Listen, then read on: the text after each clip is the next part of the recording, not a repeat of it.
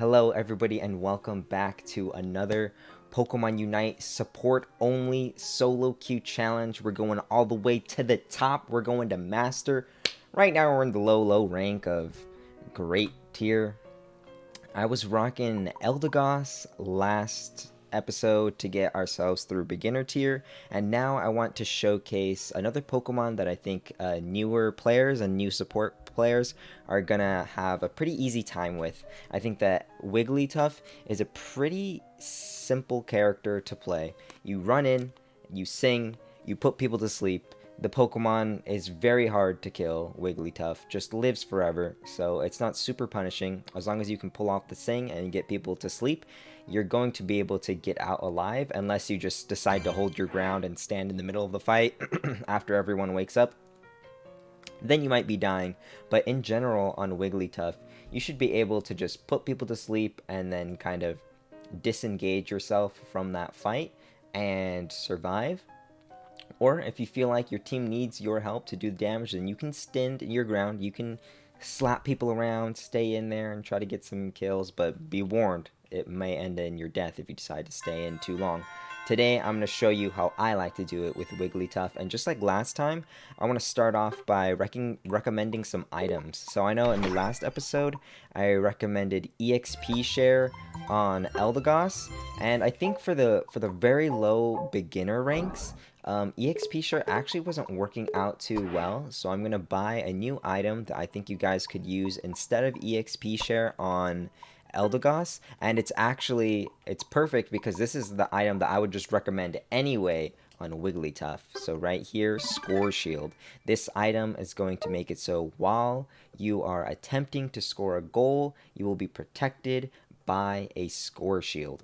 That's going to be a small shield for 10 to 20% of your health. And while you're protected by that shield, getting damaged is not going to interrupt your score, so it's going to allow you to dunk a lot of points during the early, mid, and late game. Especially in the early game, that's going to be helpful for giving yourself the chance to level up a little early, because scoring does give you a set amount of EXP per score. You can get more EXP by scoring a higher number of points, but even if you just score one little point, there is a set amount that you of EXP that you gain. There's like a set minimum. So scoring 1 point gives you just as much EXP as scoring 5 points. But once you start scoring more than 5 points, that actually does give you more and more EXP. But just the point is that scoring gives you EXP, and in the early game, those small little 2-point, 3-point scores can really add up. So it's actually a pretty nice item to have. One more item that I would like to recommend for Wigglytuff is the Focus Band. On this Pokemon, you are going to be running into groups of people and singing, and if you start getting smacked up, you might need that little extra boost from Focus Band to keep you alive. Let's read this effect. Continually restores the Pokemon's HP for a short time when the Pokemon's HP drops to low HP. When the Pokemon drops to low HP. The amount of HP that you gain depends on how high you've leveled it up. But once you level this thing up to level 20, I believe... let's just look at the exact stats instead of me just trying to recite it from memory and potentially giving you a wrong number. Let's just look at the numbers straight up. I'm going to change my Pokemon to Wigglytuff. I'm going to put on the Focus Band. Here it is. I want to upgrade it. Okay, upgrade. Oh, I didn't mean to upgrade this. I want to see the upgrade effects. Okay, here we go. When you have leveled it up to level 20, you recover 14% of the HP you lost per tick, and this thing ticks 3 times. So 3 times 14, anybody? That's going to be 42% of your HP that you get back once you drop to low HP. This thing is going to give you 14% of your HP 3 times. That's why it says it continually gives HP for a short time. It's basically saying you're going to get 3 ticks of 14% HP. When it's a low level item, you're only getting 8% of your HP, and we're going to be leaving it at a low level for today. So all we're going to be getting is 8 times 3 HP. That's only going to be 24% of our total HP, but still, a fourth of our HP we're going to be getting back every time we drop to low health, and as you level this thing up, you're going to be getting more health back. Do you know how to get Zera Aura? Yes, I'll show you right now I'll just show you right now. Just because you asked. You go to this events tab down here. If you're on mobile, it might be in a different spot, and you're going to look for Zera Aura mission. Now, when you... Oh, my camera's in the way. When you look for this yourself, if you're watching this in the future, it might not look all Halloween-y, but there is going to be the Zera Aura mission. You're going to be able to complete this mission to get Zera Aura for free. All you got to do is win a bunch of battles. As you can see, I've already won several, but I haven't quite unlocked the Zera Aura yet. That's how you get Zera. Okay, now I do want to finish talking about items on Wigglytuff.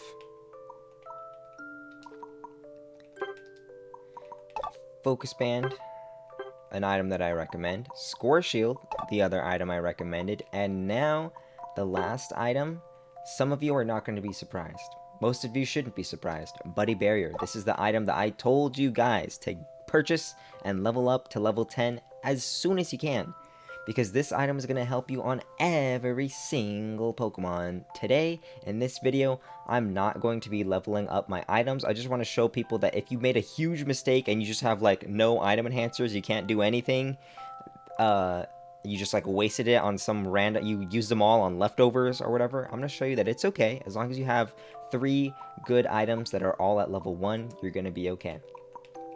Okay, except for Focus Band, I accidentally leveled it up to 2, but all that gave me was +1 special defense and +1 defense. Okay, don't worry about it, not a big deal. If you were going to level up one of these items, because you're like, hey, you know what, I can't afford it, then level up the Buddy Barrier as soon as you can, all the way up to level 20. It's worth it. You can get everything to level 10 just because it's pretty cheap. It only costs, I think, 100 tickets. I could get all these items to level 10 if I wanted, because I have 600 tokens saved up. You can see right there.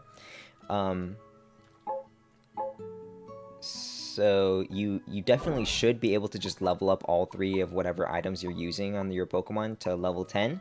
But if you made a mistake, you wasted your item enhancers, that's okay. One more thing I want to show you.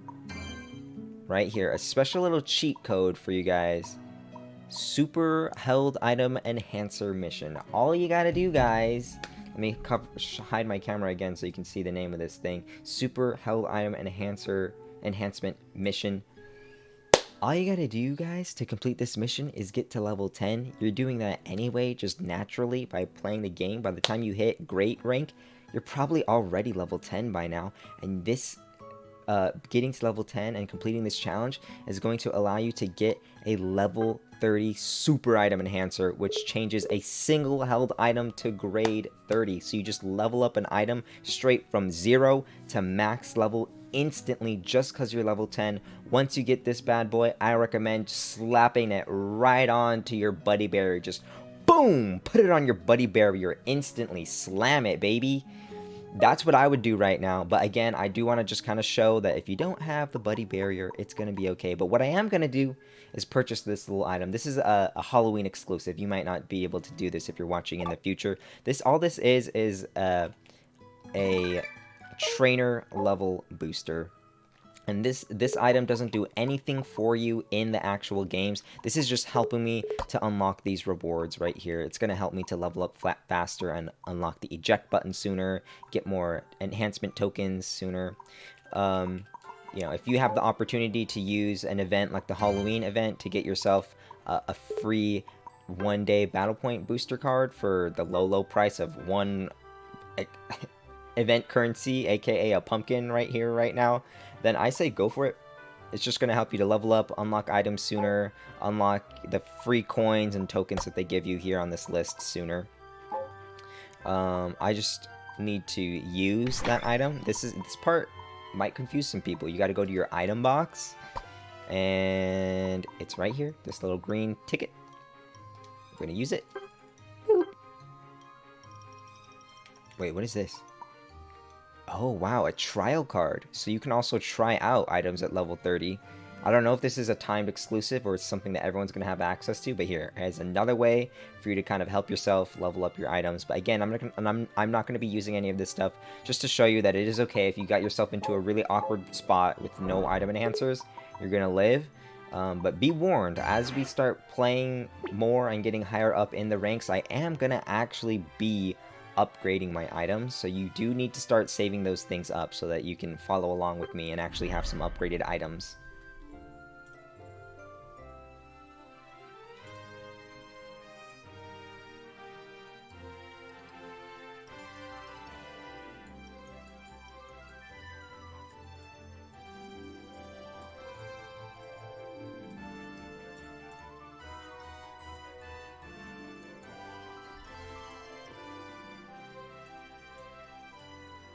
Today, the music that we're listening to is from Kirby's Epic Yarn. Y'all should be knowing this soundtrack, but if you didn't know it, now you know the name of it. Great soundtrack, very cute and calming music that I quite like. Virtual Reality P says, "Hey there, just joined the stream." Hey, thanks for hanging out and coming by. There is a rewind playback feature, so you can go back and hear.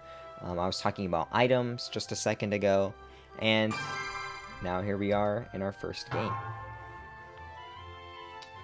Hello to you, Virtual Reality, and everybody else who happens to tune in. Maybe you're scrolling back and watching the first game. Hey, it's you. You know, maybe you're joining the stream 1 hour, 2 hours late, but you're still here back at the beginning of the stream. Hello to you. Thanks for coming by. Alright, I'm gonna pick that Wiggly. And I'm going to say, I'll go with the supporter role, just in case anybody doesn't know that Wiggly's a support.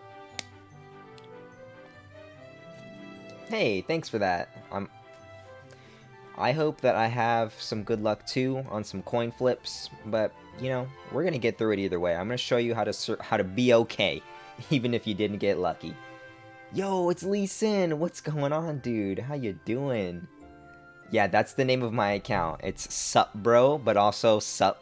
What's up, bro, to you as well. Hey, I think I saw you playing with Assassin Dave and Fui earlier this week. It was actually kind of an awkward situation. It was like you were there, but then Liz joined the call like right when you got there, and I don't know if Liz took your spot or something. I had to go right after that because I was doing my live stream, but I saw you playing with Fui. Fui has been doing work on Assassin Dave's crew. I love watching Fui's stream lately. Just watching him play with Assassin Dave and that crew. I've been learning so much from that guy. Everybody, make sure you check out Fui on YouTube, F-W-I-I. Just type that into the YouTube search bar, F-W-I-I space Pokemon Unite. And that guy is streaming like every day. He's incredible at the game. I learn a lot about the game just from him. Just from watching him. And others, but today I'm shouting out Fui because he's been doing work this week. With my buddy Dave. If it's possible, may I join a battle with you? I'm an expert class 2. Oh yeah, of course, Leeson. So unfortunately, Virtual Reality, I am doing a solo queue support only challenge right now, so I will not be playing with any viewers on this account at all. I won't be playing with anyone on this account at all. I just want to show people that even if you got no friends, no one to play with, it's gonna be okay. You can rank up. Okay, already I'm noticing a difference in the quality of my teammates in the great ranks here. I can kill this. Okay, I'm gonna help my ally instead of going to score. Just because at this rank I don't really trust my ally not to die. Okay. And I'm still using an HP potion, so we're just gonna proc it early. Okay, I kind of baited my ally to keep pushing forward because I was trying to push for a score, but I only did that because I knew I would live.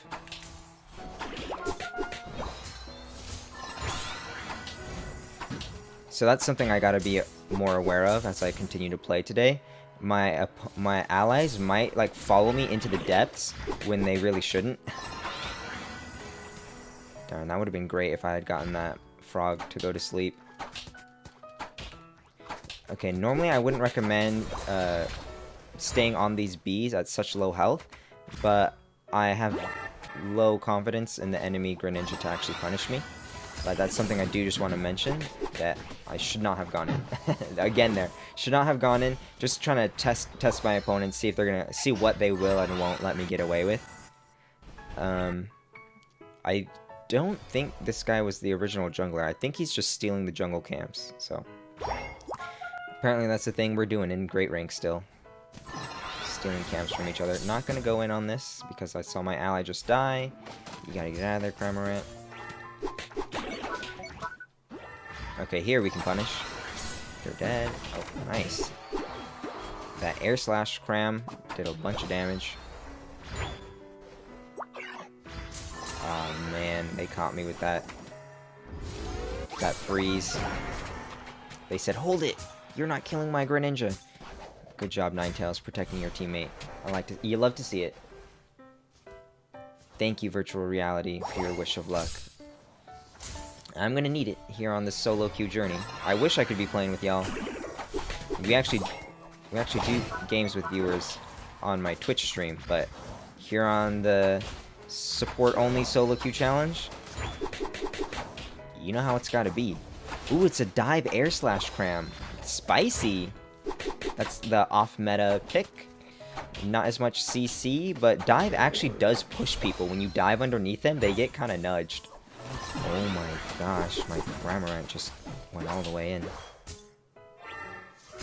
Let's be real, stealing camps is something that happens in Masters. Yeah. True. I'm just surprised that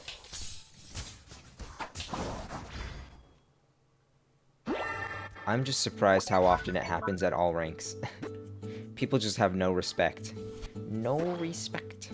Okay, this Cinderace really keeps dying. Okay, I need to keep an eye on my allies, I'm noticing. Why are you diving in like that? What the heck, dude? I can't save you.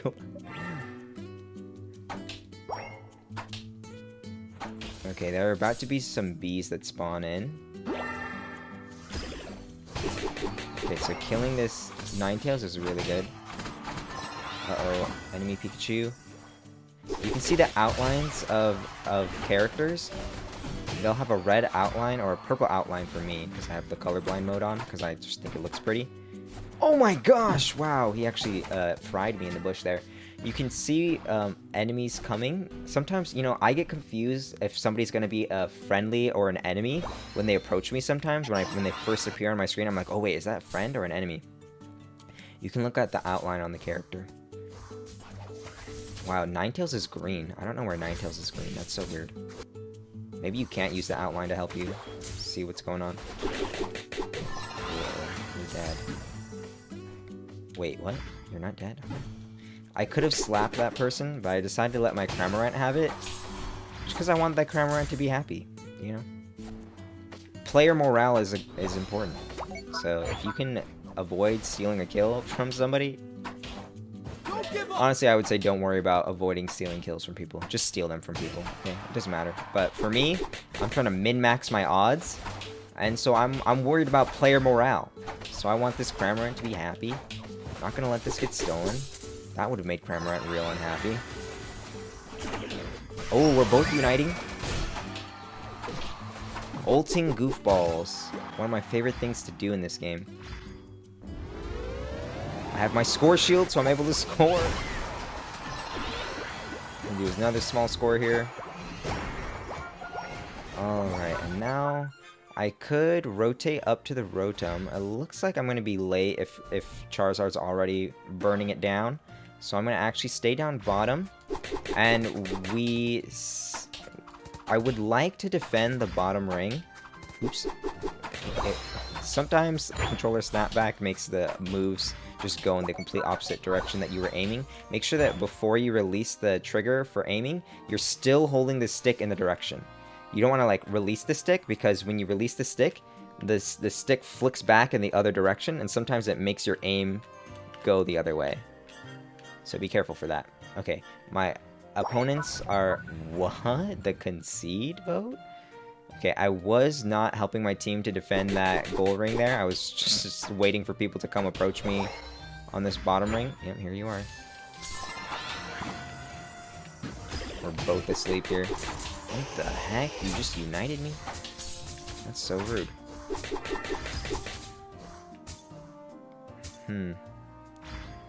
Okay, there's going to be another objective spawn down here, and I would like to collect it. Uh-oh, enemy Charizard in our midst. I have a feeling they already jumped over to this area. This bush. Nope. They must have just walked into this bush and backed. Wait, what? He stayed there like a little ninja?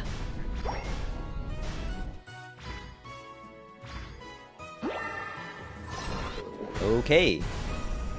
Getting ulted.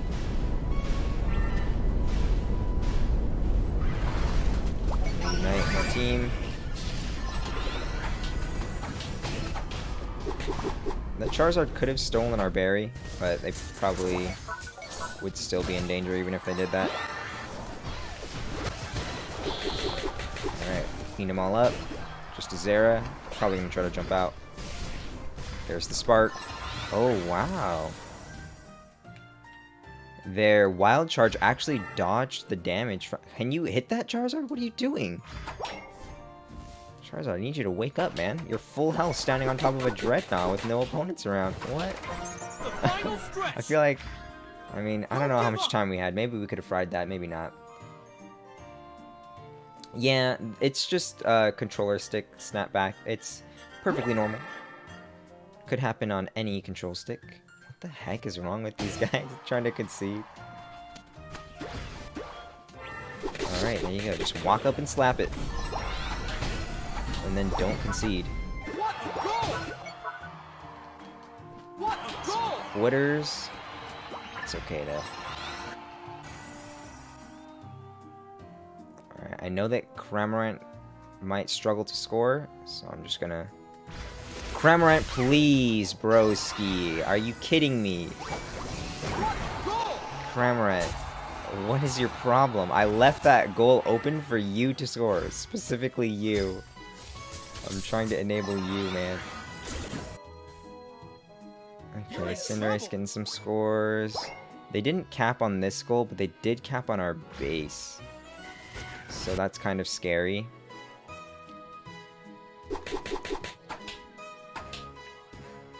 All the points have been cleaned up from the center area.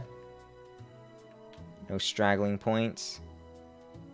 Okay, Charizard getting that extra 22 in the base is huge. Cramorant, you are a goofball. This Cramorant is a complete goofball for not scoring. They say that if you walk past a goal and manage not to score after knocking out Zapdos, they say that the developers at Timmy Studios actually visit you in the night. Oh no, they're scoring on us. Cramorant! Where did you go, homie? Why are we giving this up at the last second? 3, 2, What's happening? What? My team just threw at the last second, randomly stopped defending. No way! What? That was crazy. No way. Okay, well, looks like your wishes of good luck. I didn't get good luck this time around. I got some boneheads on my team. Okay, I feel like it was the Cinderace trying to concede, so I'm not going to good job them. The Cramorant was a fool, so I'm not going to good job them. Ninetales was playing well. Greninja played well. I don't think any of them were hard throwing. Screw it. We'll give one to all the opponents. Yeah, they played well. They fought till the very end, even though they lost the Zapdos. Well played by them.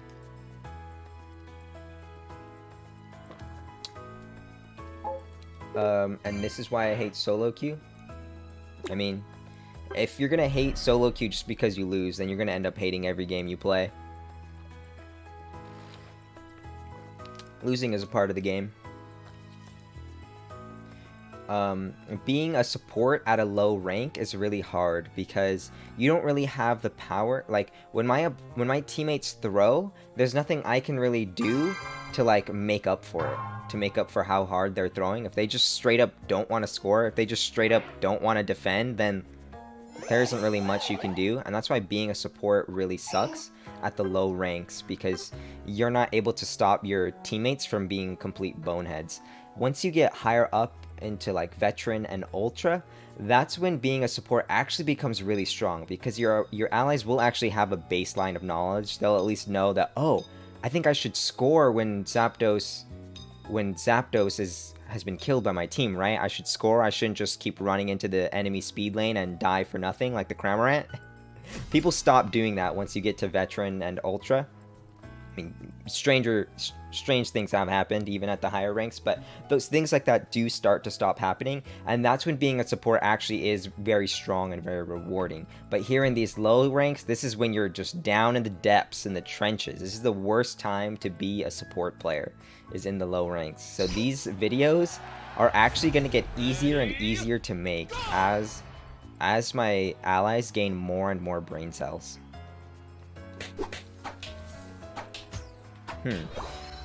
These lanes look bad, but in these low ranks, you can't really rely on your allies to make good lanes. So here's going to be a showcase of how to handle a bad lane. This is just a bad lane because we don't have any ranged pressure. So it's going to make it hard for us to not get obliterated when we're in a fight against the enemy laners. But the enemy laners don't appear to be doing anything. Oh, this might be a bot match, actually. Okay, sweet. I got a free win. It's a bot match. I'll pretend not to know, though.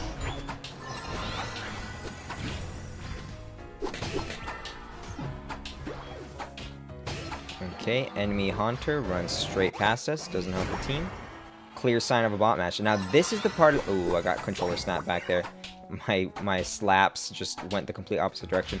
This is the part of the game that actually is tilting to me. See, I don't mind if I lose a game because my teammates were boneheads and the Cramorant just decides not to score, the Cramorant just decides not to defend. Honestly, that whole game was just the Cramorant being a bonehead in the last 60 seconds of the match, unfortunately. But, you know, I don't mind losing over silly stuff like that, over my silly little Mr. Mime dying to bots. You know, I'm not worried about that stuff. What I am worried about is just the fact that I'm playing a bot game at all, just period.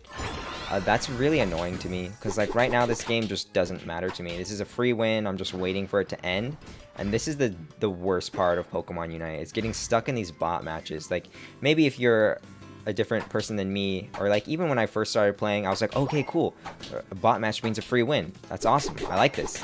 But once you actually just enjoy the game, just to play the game, you're not just in it for wins, you're in it to enjoy, then these bot matches are really just disheartening. It just makes me wonder why I even turned on this game, if the developers themselves don't want me to play it.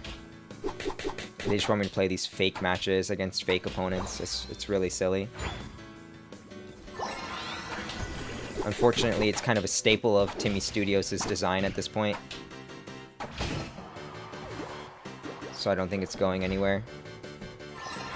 But at least once you rank up higher, the bot matches do stop happening. Ah, so close.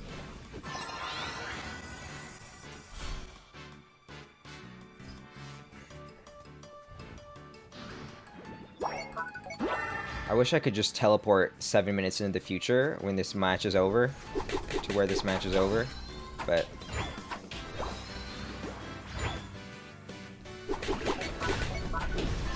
Wow, my enemies are actually playing well for bots. They're like actually sticking together. The bots are honestly playing than my noob opponents by sticking together. I wonder if these are actually bots. I'm actually starting to wonder if these are actually bots.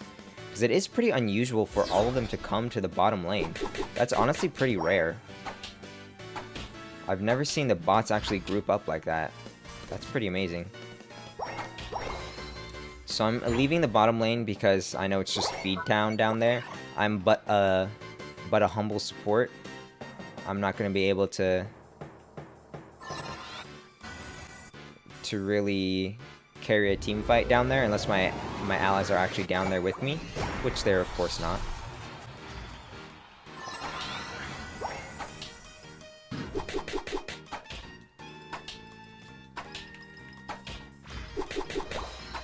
It's okay that my allies weren't down there with me because they were collecting this Rotom.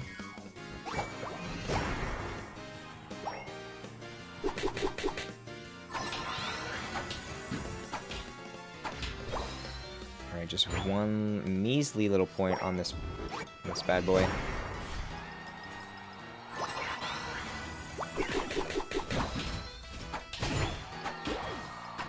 Okay, starting to wonder if this is a bot match because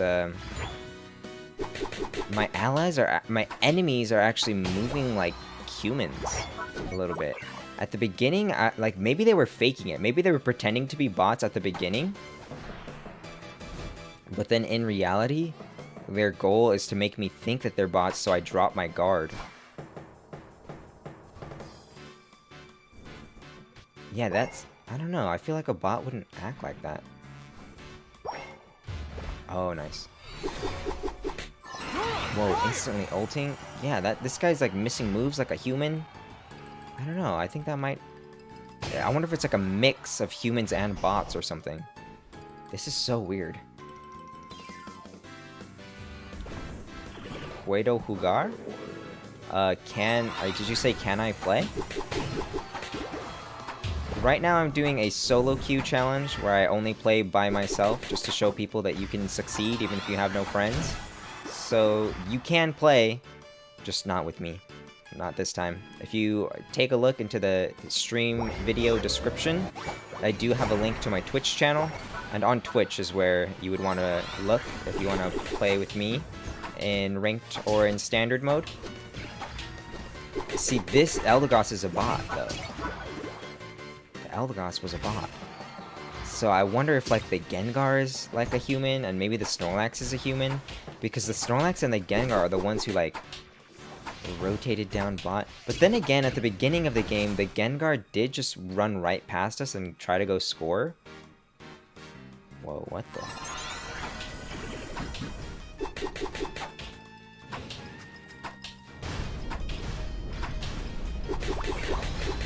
I'm not trying to get ulted here. I'm gonna put you to sleep. Charizard is bot.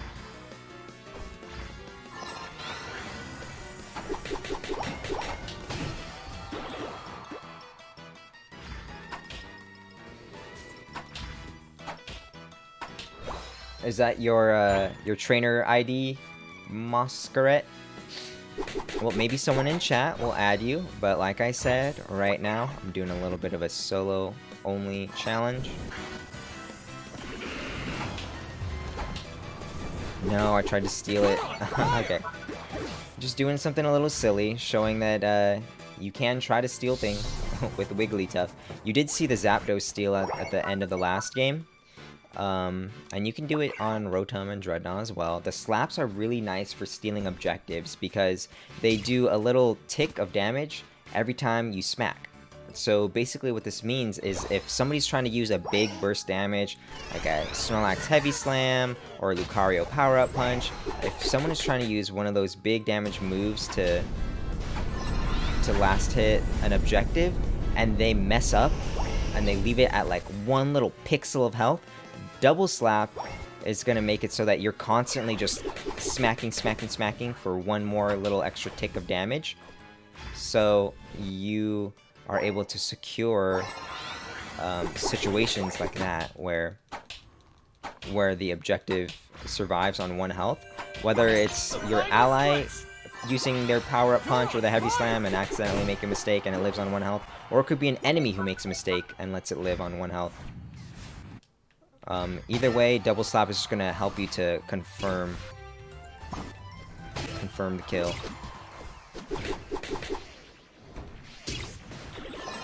Okay, I was going to save Sing because I thought they were just going to die very easily, but honestly it took a while. Gonna spread out for the heavy slam that's sure to be coming. Okay, we really don't want to be killing the Zapdos. It looks like we're not. Uh-oh, Blastoise just surfed into the Zapdos. That's scary.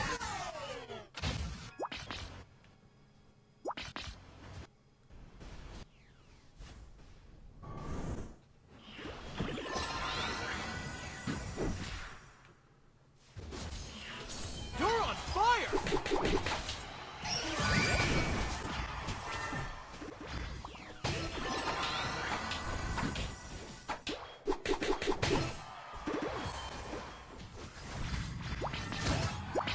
Okay.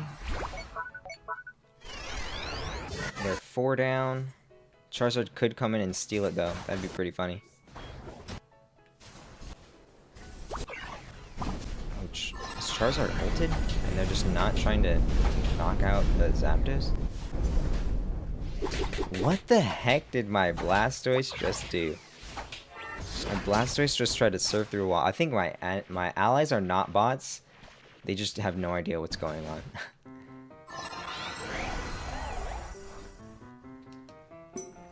Okay, free win against bots.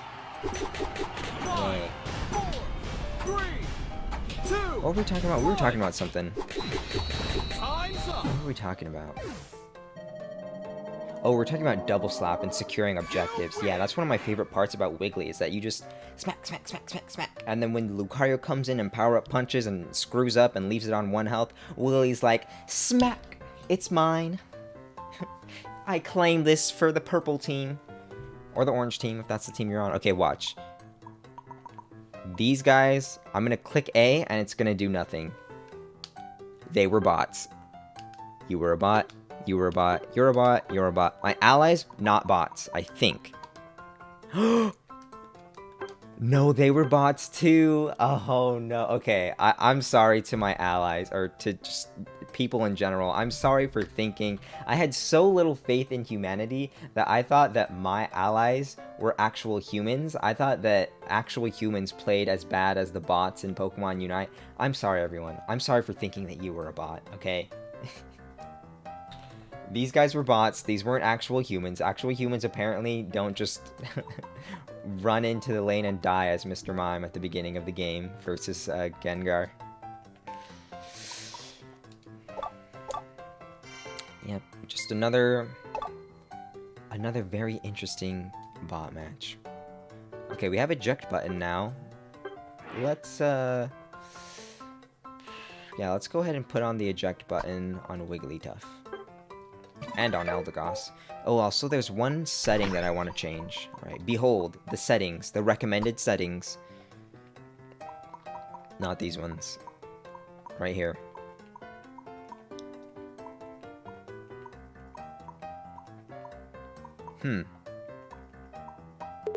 There's a setting that lets you see... Wow, there's a question mark now. Details. They're actually giving you details now when you look at this. On, your Pokemon will approach opponents outside its attack range to perform a basic attack within range. Off, your Pokemon won't approach opponents outside its range. That's actually a lie. Your Pokemon will still approach opponents who are barely outside of your range, even if it's off, but the range is a lot smaller, at least.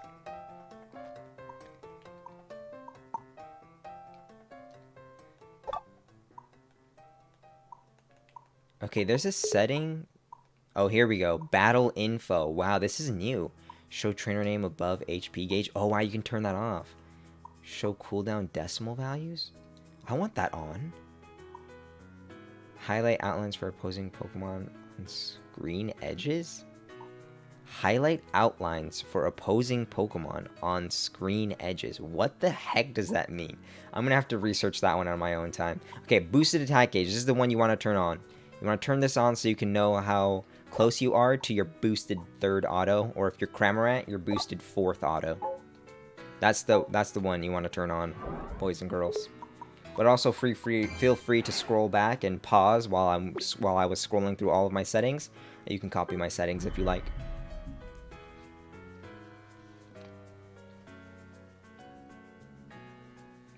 How could I what? The Zoltar, I know that's you. I recognize your dog. Your dog in your profile picture.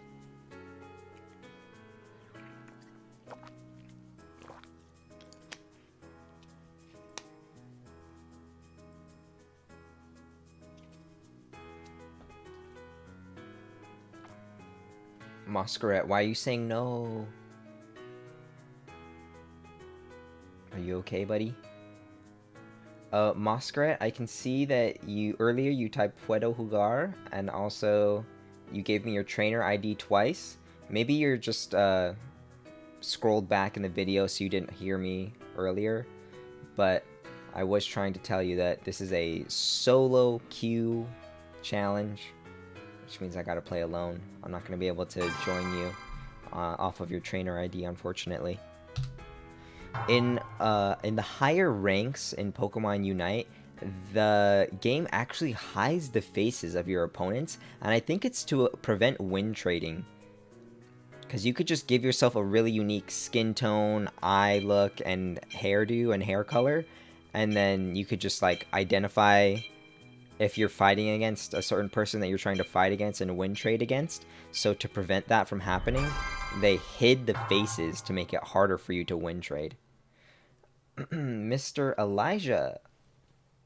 Yeah, Elijah said, I thought you play Pokemon Unite a lot. How is you in the great class? Oh, this is just a challenge account. This is a brand new account that I just made to play support only, solo queue only. I just want to show people that even if you join this game late and you feel like, man, everybody has leveled up items and I can't rank up because my items aren't good, I'm here on a fresh account. I'm using all level 1 items except for my focus band, which I accidentally gave 1 level, which is really nothing. So I made this account to show you that you can rise through the ranks, even starting from beginner all the way to master. You can do it even if you're behind and you joined the game late and you don't have very many item upgrades from all the early game like freebies. Also, I just want to show people that even if you play support in the low ranks, playing support can be a pretty scary task. But it's actually a pretty interesting role to play. It makes you learn a lot about the game. You get to see a lot because when you're playing a damage role, you're really focused on like doing damage. When you play a tank role, you're really focused on catching people who are out of position and letting your team knock them out. When you play the support, you can really think about everything. You're thinking about, what is my tank doing? What are my damage dealers doing? Do I need to help them? Do I need to help my tank? How are my opponents positioning? Who's gonna need my help? Is it gonna be my attacker who's about to get flanked? Maybe I need to help them. So you really learn a lot by playing support. So this is the class that I wanted to do this challenge on, because I think it can teach people a lot about the. I think I'm going bottom in a double support lane. Like I said, when you're playing in the lower ranks, you can't really control how good or bad the lane setups are going to be. You gotta just kind of live with it. And I am still running HP potion, unfortunately. I'm going to try to steal this. Oh, this. Okay, there you go. Let me get the last hits. There you go.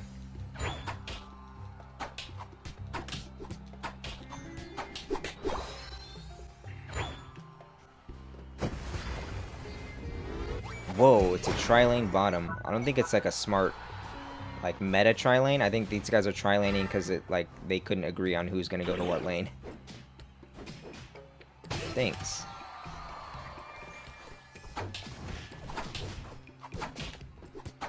Okay, we procced their steadfast.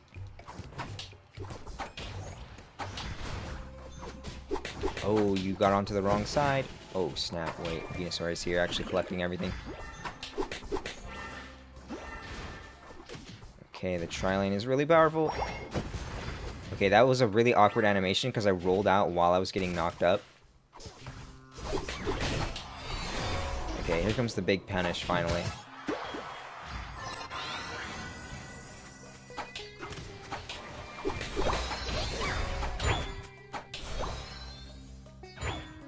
I know this guy wants to punch me because I have low health, so I stayed in the bush.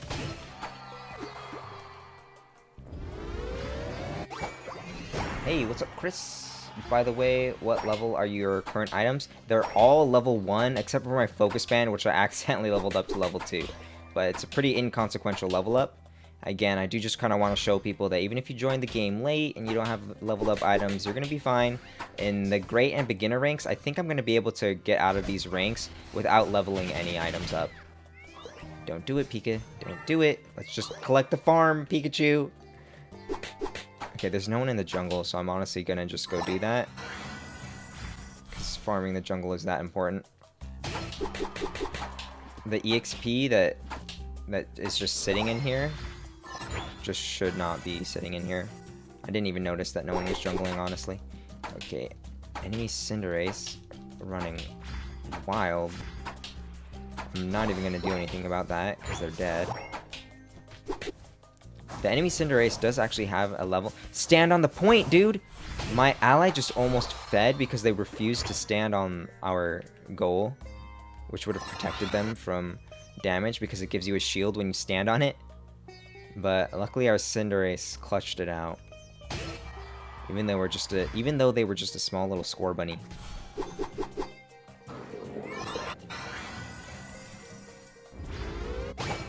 Nice, we can perfectly capture this.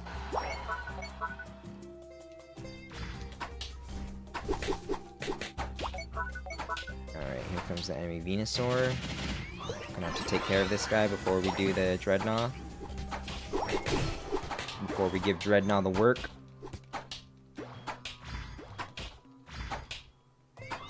Thank you for the heal. Alright, 2 supports just doing their thing.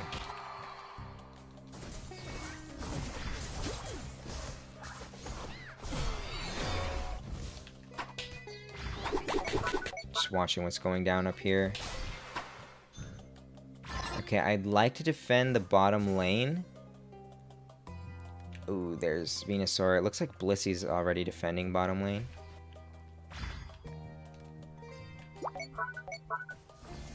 Just gonna ping that in case Blissey wants to go back and defend that. Great stun right there by Snorlax. A sacrificial play, but it had to happen. Can I sleep him? No, why? I was clicking sleep so many times. I don't know why it just kept getting cancelled. I don't even know how sleep is a cancelable move. I'm like sitting here spamming sleep like, hello, I'd like to put this Lucario to sleep and then kill the Rotom. That's pretty unfortunate. I must have been like clicking the button for too short a time. If you like click the button really fast, sometimes it can get canceled. I tried to just do it right there and it didn't work, so I don't know. I don't know why it wasn't letting me cast Sing right there.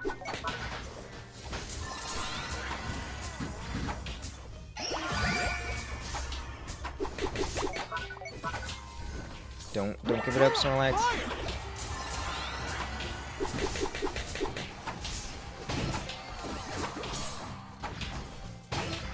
Okay, got rid of the Rotom. And the Ninetales. Got a big overcap of 40. Please, Snorlax, please! Snorlax! I need you to do math before you do that, man. I could have scored 40, broski. That's okay. Even at higher ranks, some players will make mistakes like that. That was a pretty big mistake, though. That was a 37-point mistake. And as you saw in some of our previous games, sometimes small points, like 37 points, can make a difference. So you do want to kind of pay attention to if you're able to allow a teammate to overscore big time. Yo, eat a berry, Wiggly. Eat this berry, bro. Eat this berry. Oh my gosh, you just wasted all of your eggs, man. You have no more eggs, bro. Okay. Blissey was just really dedicated to healing herself up the natural way. Using her own egg. Yo, who's excited for Pokemon Gen 4 remakes finally coming out after all these years? Just thinking about Blissey using soft boiled to heal. What the heck? Did you just give up on life right there, Lucario? Lucario was like, dang it, it's over. They already killed the Dreadnought. I hate this. Remember in the forest where that girl with the green hair has a Blissey and it's just like the most epic like team up in the history of the games. It's like, oh my gosh, really? You're just gonna have a soft-boiled Blissey heal me up all the time while I carry you? I remember running through that forest with my Piplup, using Drill Peck, or maybe it was just Peck, because I was pretty early in the game, so probably just Peck. And that that Blissey from that friendly girl trying to get through the forest. That Blissey just keeping me healed up while I carry them and kill all the grass types in this forest with my Peck move on Piplup. Super effective bonus. Whoa, ulting for nothing. That must have been an accident or something. Oh, they united. I mean, they united because they're giving up. Okay, well, they were getting slam jammed. My Blissey actually might be a Smurf too, because they were actually like trying to play the objective. Cheryl is annoying in Nuzlocke. Why? Does she, like, kill the Pokemon that you're trying to catch or something? What does Cheryl do in Nuzlocke?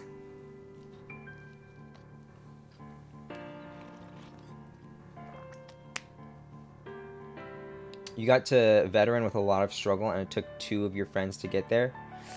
I'm going to be struggling too, because I'm going to be playing with no friends, but, you know, it's going to be okay. We're just going to keep a level head. I just want to show everybody that all it takes is hard work. You don't have to get carried by a friend to get in here. Into the Cool Kids Club. The Master Rank Club. You're gonna make it. Either way, I'll show you. I'll pave the way for all of us. Oh my gosh, you lost a Nuzlocke to a Shaman? Wait. How does Shaman show up in the games? I thought they were like a mythical Pokemon that you can only get from like special events. Are you playing on a randomizer, Sable? She does kill the Pokemon that you're trying to get for that encounter? Oh, that's so troll. Okay, I'm not gonna do a Pokemon Diamond and Pearl Nuzlocke then. I was thinking I could do like a challenge run, like a Nuzlocke, or like electric types only. Electric is like was my favorite type when I was first starting to play Pokemon. I didn't have my allegiance towards ghost types yet. But I think what I want to do is the gotta catch 'em all challenge. I think I'm going to try to literally catch every type of Pokemon. I want to have like a living Pokedex inside of my boxes, basically. So I think I'm going to be doing a gotta catch 'em all challenge when I do end up playing Pokemon Diamond and Pearl. Sable, it was a randomizer? Okay, that's how you encountered a Shaman. I've actually never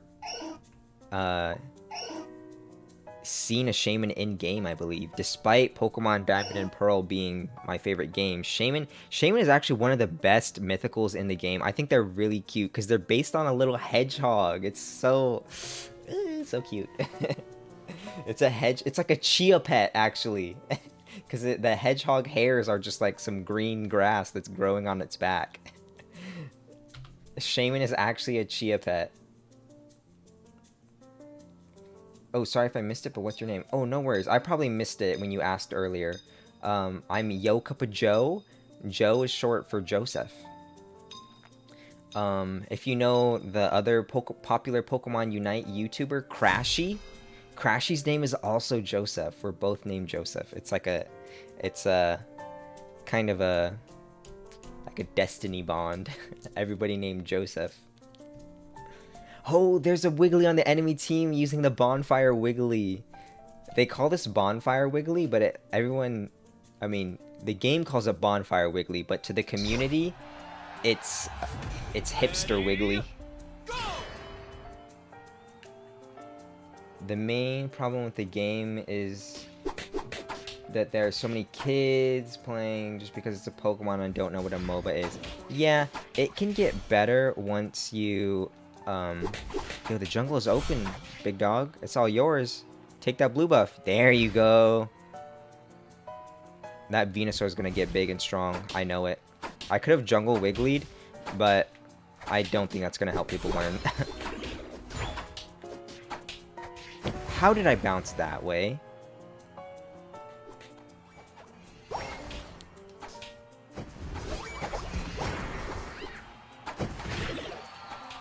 Wait, what? I thought that I just got charmed by the Jiggly. Wow, my Crustle actually going cray cray.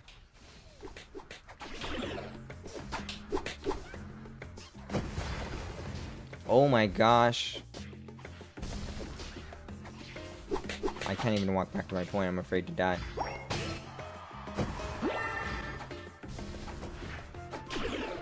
Hello? Okay.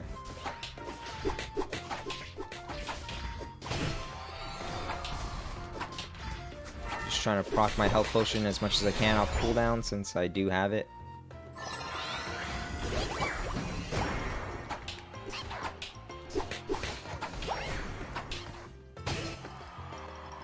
Ooh, I don't know about that Venusaur. Sorry, Venusaur, but you just fed. After that first score failed, they should have just given up. Their best chance of scoring was on that first attempt.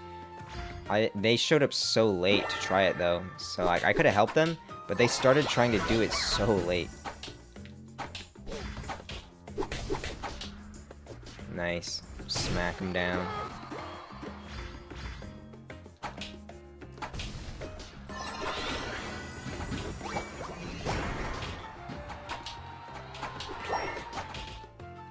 I think they got that last hit. Yeah, they actually did. Oh my gosh. Oh, okay, I overstayed my welcome. I didn't even realize that this bottom Audino was already gone. I was trying to stay on their point just to kind of keep them busy, and I was expecting Crustle to be farming this thing down here, but it's actually already gone.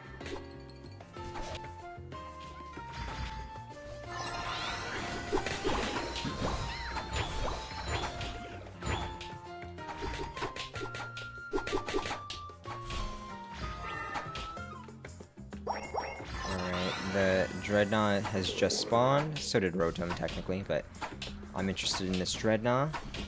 Oh, that bottom Audino just respawned. Oh, they got it.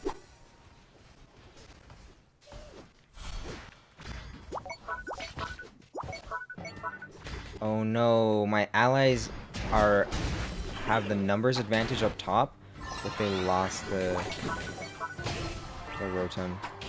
Oh wait, Greninja's here, never mind. It was even numbers up top.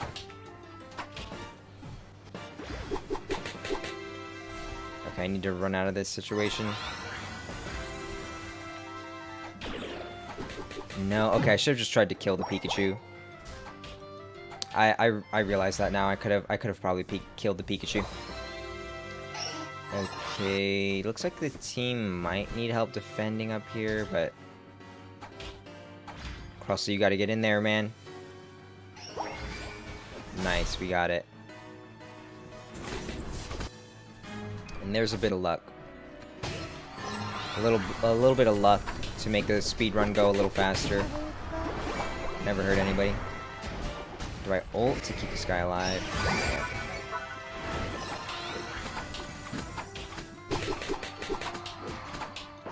Oh wow, ulting.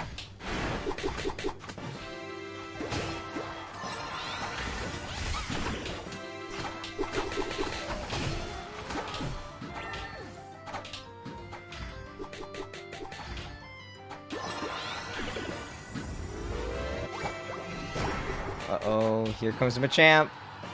Okay. I think I could have just walked away. After I put the Wiggly to sleep, I went to go score. I could have just ran away. That's what I could have done there to survive that situation. Shaman is decent. Then Sky is just an atrocity. What is Sky? Oh. Does Shaman evolve into something called Skyman or something?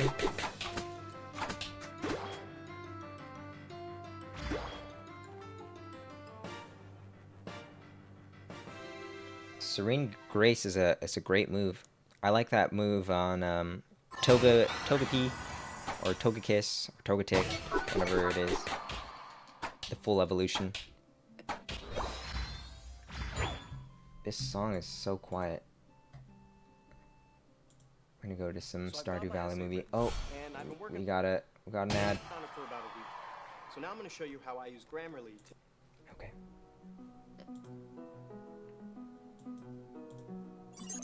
Oh, I can't see chat anymore. Can't see anything. I can't see anything.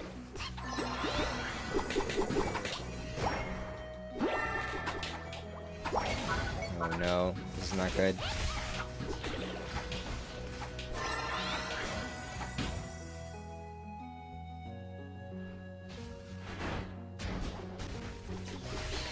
Let's win this fight.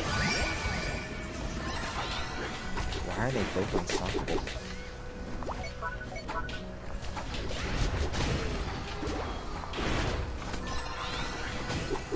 Oh, the talent. Let me fix this. Alright.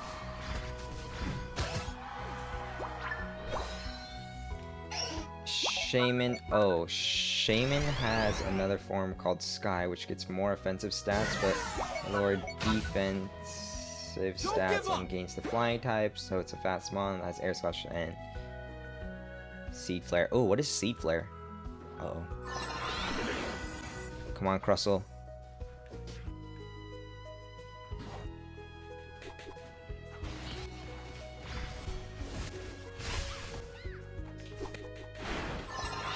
Yay, we stole it again. We got 2 Dreadnought steals this game, and we're gonna go for the Rotom next. Okay, okay. I need to respawn so I can help the Venusaur go for this Rotom.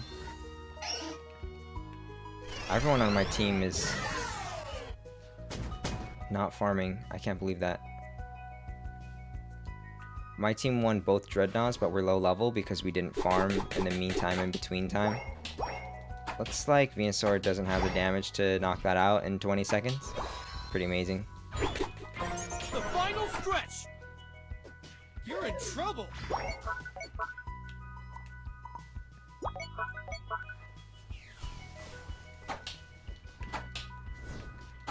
Let's flip the Zapdos, homies. What a goal! Okay, no one wants to flip the Zapdos with me. What a goal! What Oh, a time goal! back.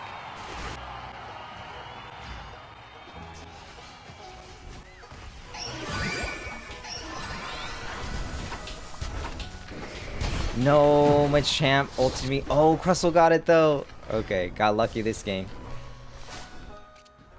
Me and this Crustle just kept stealing objectives all game long. Not a win yet. Not a win. The Pikachu actually has to score. So does the Greninja. And even after those scores, it might not be a win. Ooh, that's tough. What a goal! Greninja, you gotta do it. You gotta do it, homie. Okay, there's still time. What a goal!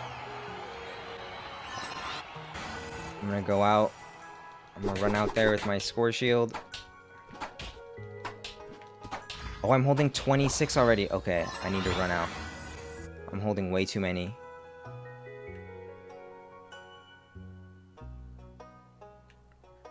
Let's see if anyone's here.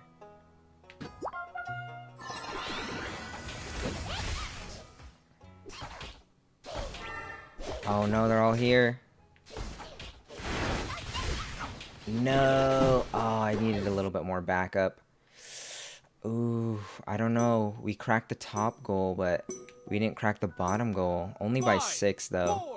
4, 3, I guess we'll see if enough of our points were overscored. time's I don't know. This is a really close one. Oh, we barely won it. Oh, thank you, Based Crustle, for being the other smart player in this game. The only other player who was focused on getting the Dreadnoughts this game was Crustle. Good job to you.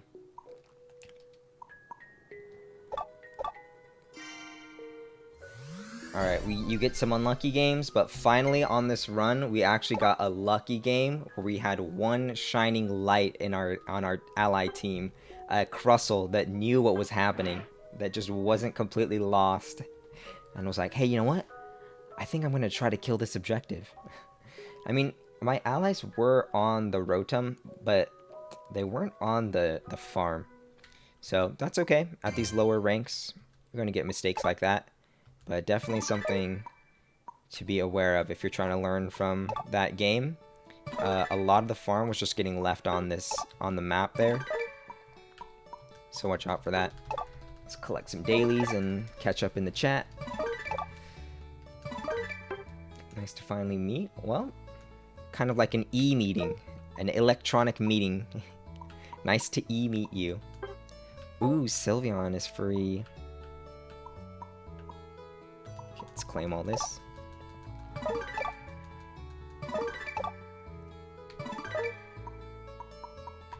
Okay.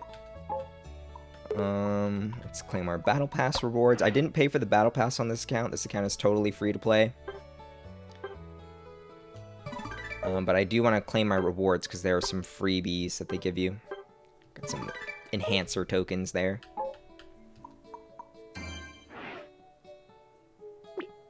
Oh, it's 3 a.m. for you. Okay.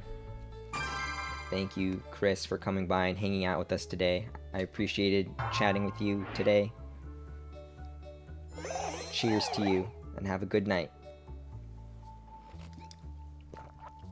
Saddest thing in Unite is that Pikachu, a Mon with like 50, 80, 90 base special attack in the mainline games deals more damage than Gardevoir, which has more special attack. I don't think that Pikachu does more damage than Gardevoir, actually. I think you might be capping. I think that you are capping, bruh. Let me open up a new tab. We're gonna open up Unite DB. And look at the damage numbers. I'm quite sure that Pikachu is doing less damage than Gardevoir. Okay, behold, Unite DB. Excuse the ads. Okay, so we're gonna say level 4 using Electro Ball. Where's it? Oh, Electro Ball. 707 damage. Okay. Now let's go to Gardevoir.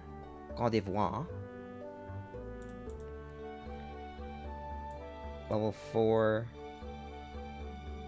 Well, this should look good for Pikachu. I guess the only thing we can compare it to is Confusion. She doesn't have a move at level... Okay, let's go to level 15.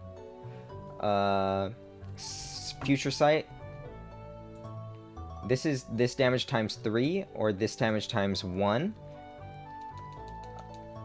Okay, let's go to Pikachu. Sorry, I'm trying to play the game. The game is already back. Go to Pikachu, level 15. Volt Tackle, way less damage, way less damage. Electro Ball, way less damage, way less damage. Okay, see what I mean? Way less damage on everything. Pikachu, at best, does as much damage as a single Psyshock. But the thing about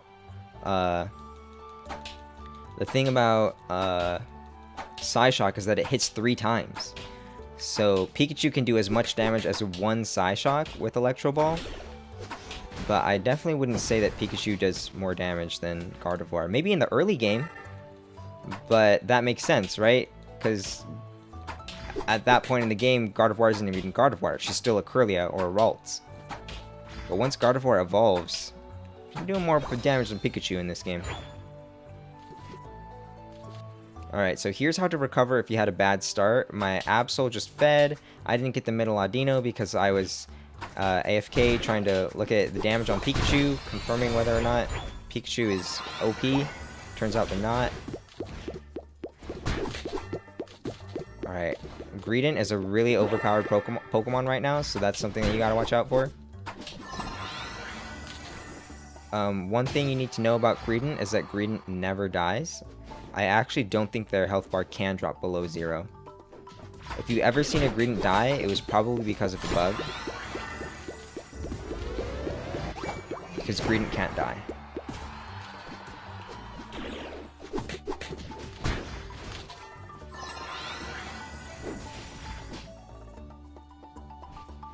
Okay, there's still a berry for me here. Well, I'm out. I gotta work. Alright, thanks, Elijah, for coming by and hanging out.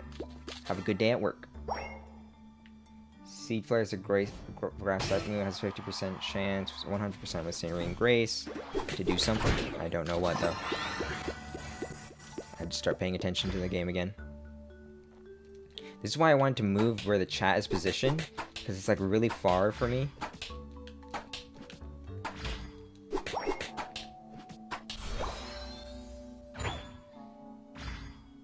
Oh, 100% chance to lower the Spadef. Okay. Cool. So, that's actually an awesome move. Then, you're just weakening them to your next attack by dropping their Spadef.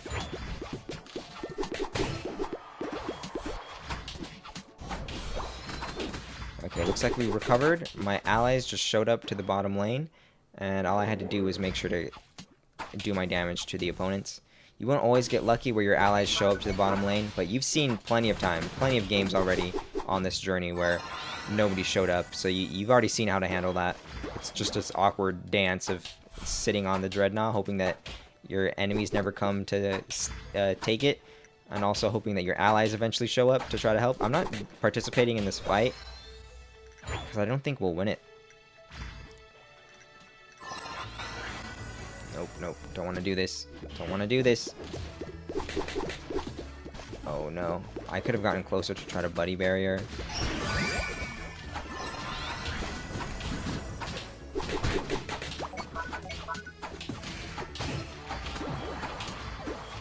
Okay, Lucario's actually still alive. Wow, we actually captured that Rotom up there. Nice. Lucario not coming to stop me. Pretty bad play by them.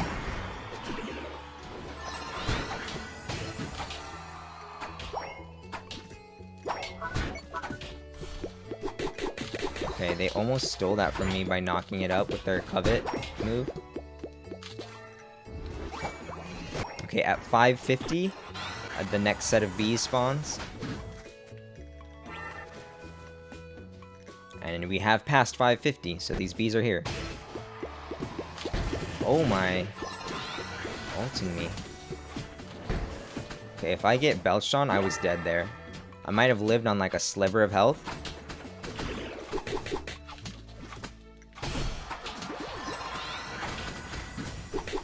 Okay, looks like my enemies are luckily just feeding here. I'm not going to be able to kill this.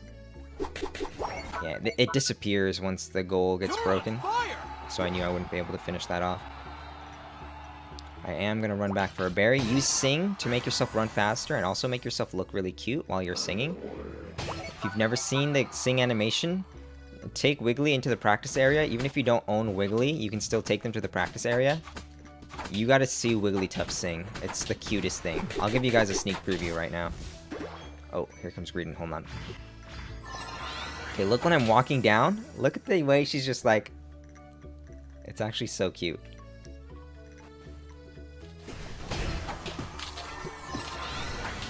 Put you to sleep during your Unite, so you don't get any value. Oh, heck. I have my Unite, so I can... Oh, lordy lord. Okay, we're just gonna Unite here.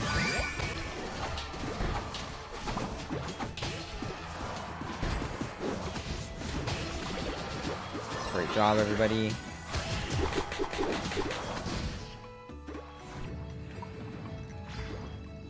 I'm gonna ping the top of the map.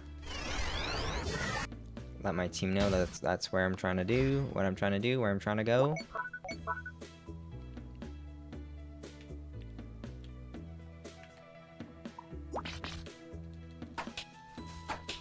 Put this thing to sleep. Now, sleep does have an effect where the people who fall asleep lose defense and special defense, but I actually tested this out in a practice match a few weeks, or more like a month ago now. And it actually doesn't work on objective type Pokemon. So I'm immediately back. They are going to try to break this ring, but it looks like we're holding it.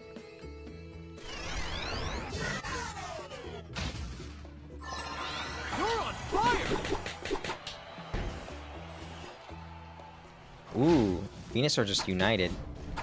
That's a pretty big misplay by them. What a thing to have done.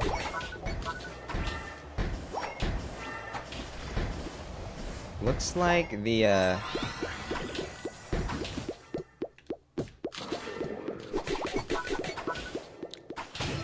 my gosh. It looks like the green united as well. That's what I was going to say. Because they were, like, belching infinitely. So, luckily, at this low of a rank, these squirrels aren't good enough to, like, really abuse that unite and destroy me. But I could have died there.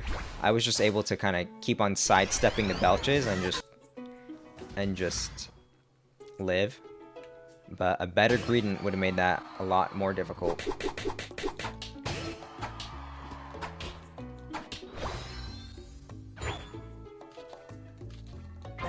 final stretch. You're on fire. I don't know if I support this. And we're here doing it, so I'm uniting so we don't get messed up. Well done, everyone. So my unite gives everyone a shield, and it also will. Oh lordy.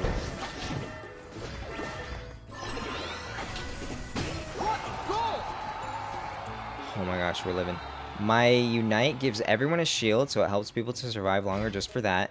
But luckily, or awesomely, it also makes everyone who's protected by one of the wiggly shields to be unstoppable. They're asleep, but they're still telekinesing me. Ooh, the ult. Okay, okay. You're gonna kill me for that. That's good. It's good for you. You have a chance now. You took out 2 of the opponents. One of my allies is just doing nothing, so he's basically not in the game. You guys actually have a chance here to push and win. Oh, so close. Greninja was almost acting like a goofball and let that score through. I mean, he was acting like a goofball, and he did almost let that score through. But luckily for us, that Slowbro was holding just a few too many points. Probably 1 too many points. Cheek Pouch has Wonder Guard in it. Isn't Greedent supposed to not be able to move during its Unite move? No. Greedent is definitely supposed to be able to move during its Unite move. That's one of the most powerful things about its Unite move, is that it uses its Unite move, it eats a ton of berries, and then after you eat those berries, you're basically free to do anything you want. You can run around, you can click any of your abilities, and your damage move, whether it's Belch or Bullet Seed, has an infinite berry supply from your ult for like 8 seconds. Maybe only 5, maybe as much as 10 seconds, but it feels like forever, where you're just super buffed by that ult. Well played, team. I had high confidence in us. I was really happy to see what my allies were doing in this game. Yeah, definitely rewatch this game if you want to see good play by players in a low rank. The things we did made a lot of sense. We're going to the objectives, we're working together on the objectives, we were choosing to push Rotom instead of defend because we knew we could trade harder because Rotom was going to give us more points than them. When we scored Rotom on their tier 2 goal and broke their tier 2 goal, I immediately backed to defend our bottom tier 2 goal. That was a pretty smooth game. We just did all the things we needed to do.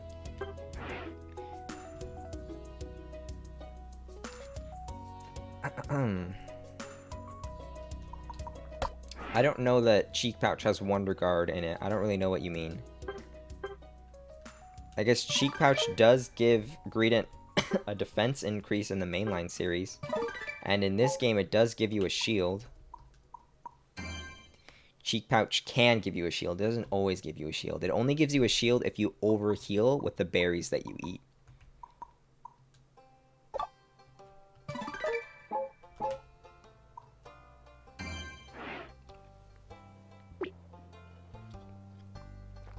It needs a 100% HP shield.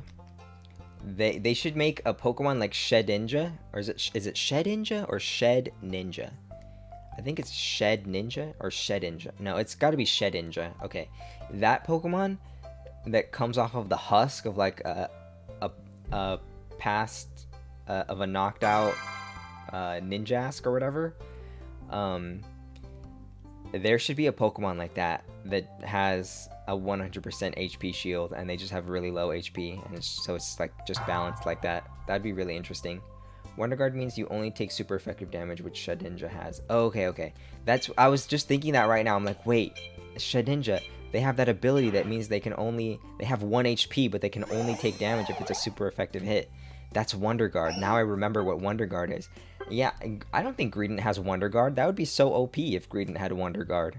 You can only hit him with like fighting type moves. That'd be crazy.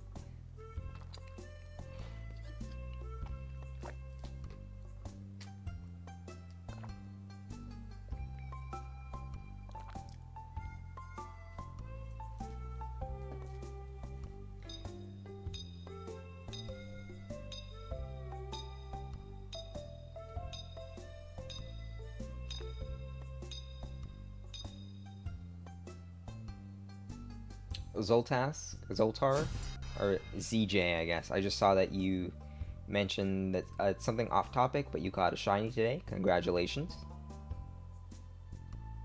I know Moscat's trying to convince me to play with them still. They said that they're in advanced rank. Maybe they were trying to convince other people in the chat to play with them. If you want to play with an advanced ranked player, there's Moscat. And also earlier, Payin wears pants 17.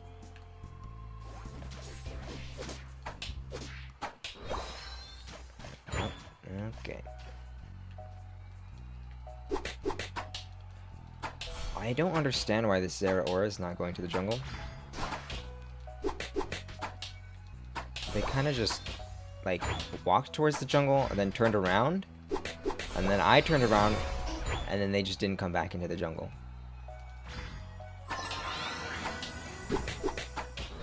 Seen a lot of people do routes like this. I don't recommend this kind of route for the jungle.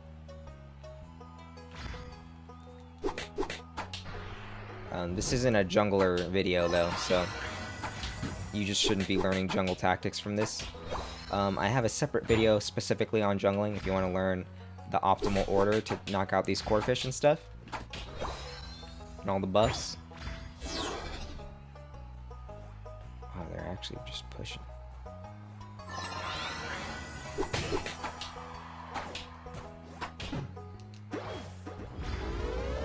Enemy Zera detected.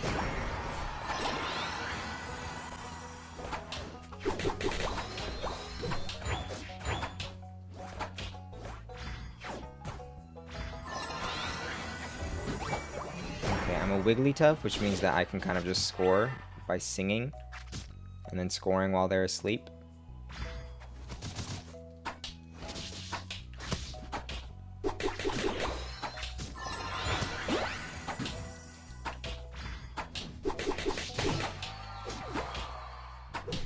Oh, don't get Wigmud. Oh no, I didn't win the 2v1. Shoot. Okay, my allies taking the jungle here is actually a great thing. Normally I'd be like, yo, what are you guys doing? But Wigglytuff is not even supposed to, like, be farming this jungle that hard. I just took the jungle because someone's got to take it. Otherwise, it's going to end up like one of those previous games where the Lillipup was just still alive 2 minutes into the game.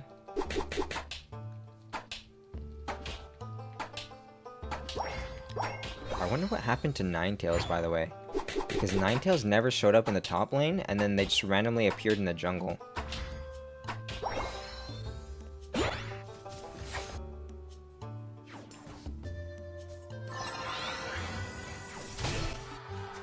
Alright, I'm wondering if I should go for Rotom, assuming that players in this rank are just gonna not know what's happening, and they're gonna go for... And they're just gonna go for... not go for Dread. So I'll have time to go for Rotom. I'm pretty sure that's what's gonna happen, but I'm still just gonna go for Dread. Okay, in this case I had options to like punish them really hard by staying up here, but now I need to get out. There's a team fight brewing. It's not even brewing, it already happened, but there's a Dreadnought fight brewing.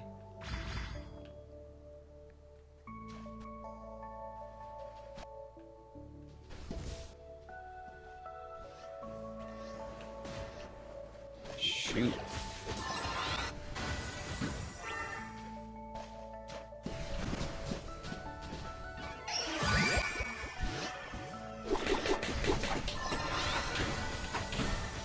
Oh no!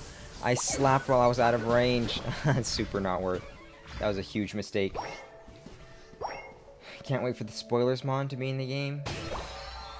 Yeah, I have no idea what you're talking about, unfortunately.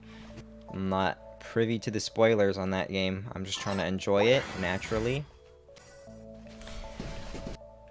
Usually I don't really care that much about spoilers. Honestly, I don't even care about spoilers in this situation. But I just, you know, I don't know what you're talking about. I didn't even know there were spoilers. Okay, we gotta kill this before his discharge is back up. Oh wait, we can kill him.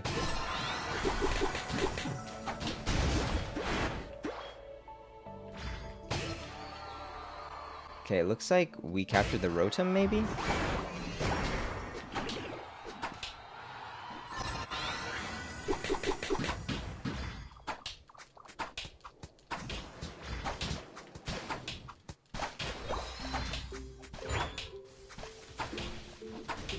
Yeah, I'm sorry, I don't know, you're asking me if that's an interesting mon? I don't even know what you're talking about.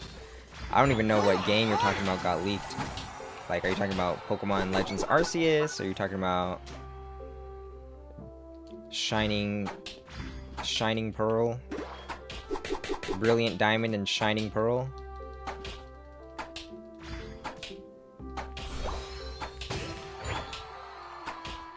It's okay, we can just talk about Hisuian Zorak.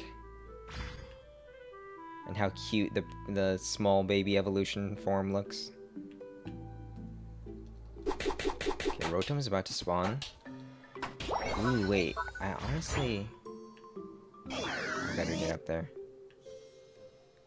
Oh, wait, they're not going for it. No, okay. I don't need to be over there.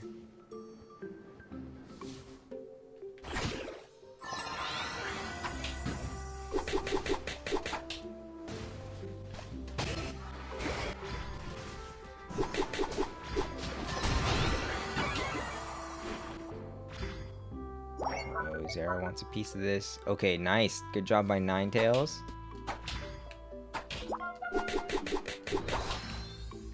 I really want to get this blue buff just before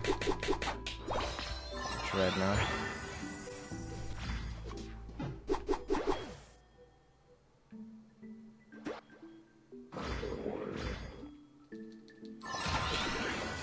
Oh no. That Talonflame could have used Fly. They're tripping though.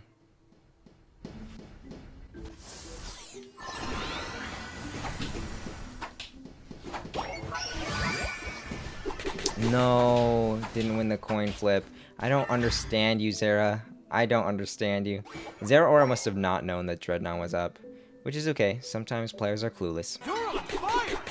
During one of my previous games, I was completely AFK looking at Pikachu stats at the beginning of the game. So maybe this guy's on the phone or something. Maybe he didn't know what's going on. That's okay. Oh, you were talking about Unite. Oh, what the heck? Well, go ahead and spoil it again. Nobody cares about spoilers in Pokemon Unite. This isn't a story game. You can just say the Pokemon. No worries, no worries. I think, yeah, nobody cares about spoilers in a game like this. I would only care about spoilers for, like, Legends Arceus or Brilliant Diamond, Shining Pearl. Like, if there's, like, a surprise Pokemon that wasn't in the game, but it's in the game now, you know, I wouldn't mind if you spoiled it, but other people would mind. Wow, flashing to escape? It's still dying? If Discharge would just still get cast, even if you died, like Sing. Thank you, Slowbo, for staying on the point with me.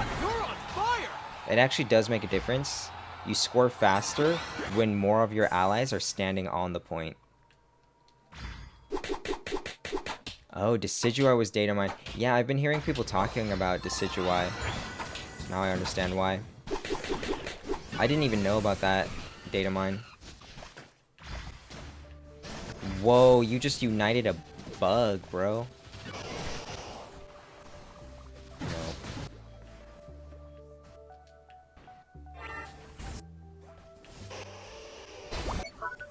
Ooh, nice cleanup by my team.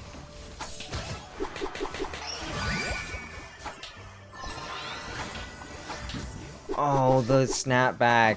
No. You would be dead right now if not for the snapback. No. Oh, wow. It's actually on 1 health. Wow, Sylveon could have killed that, I think. No, wait, Sylveon doesn't have enough range. Sylveon is like a short-ranged mage. So she actually wasn't able to hit the Zapdos from outside the pit. She would have had to use Hyper Voice, but she must have been panicking too much to click Hyper Voice. Well, sometimes it's just going to be easy like that for us in these lower ranks. The enemies just aren't even going to steal the Zapdos when they have a chance to. I really need to equip Flash, because if I'm able to equip Eject Button, then I would have been able to just blink into the Zapdos pit and smack it to death, and it would have been all good. Whew, but that was close. That was a close one otherwise. Give a good job to the team. I don't think... I'm not going to give one to Zera, though. They were on the phone while they were playing. Or they were just not paying attention. They just walked past me in the Dreadnought. I won't stand for this. Okay, well, Decidueye is going to be good for the game, because you know that they're going to be including Spirit Shackle, because that's Decidueye's signature move that, like, hits them for, like, 90 base damage or something, and it prevents them from being able to leave combat. They're just shackled into the fight.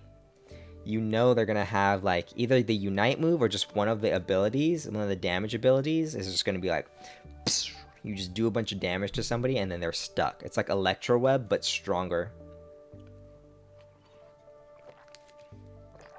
We'll finally maybe have a counter to Greedent. If Spirit Shackle is able to go through Unstoppable and actually still stop people, even if they're in a like an unstoppable state with full heal or covet or rapid spin or Machamp ult, Machamp submission, even if they're unstoppable from one of these effects, then it would be really cool if Decidueye could still Spirit Shackle them. That'd be like really awesome, because right now in the meta I feel like we already have so many unstoppable moves. Like we had Machamp at the beginning. He was like the Pokemon that could like equip Unstoppable onto himself, and he could like just walk through CC. But then they added Blastoise, which is okay. Blastoise using Rapid Spin, he spins around and you can't stop him. That's okay, that's cool. But then they went a bridge too far when they added Greedent with Covet also becoming unstoppable. Nah, I don't think that was a good move. I really think Greedent's Covet should have been stoppable. It would have made the Pokemon a lot weaker. There are other ways they could nerf the Pokemon, but just in the way that it is now, it's just too much. We have a Greedent on my team. Dishonorable.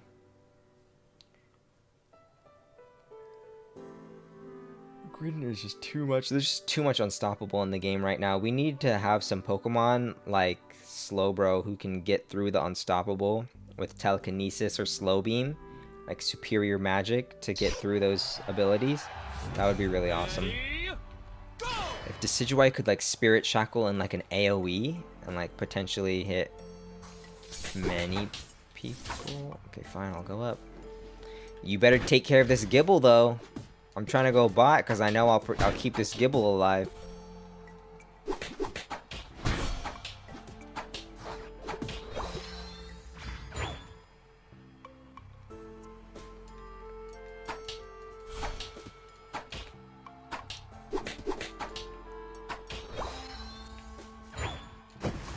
No. The Ninetales just stopped moving, I think because they thought that I stole their last hit or something, and they're like tilted.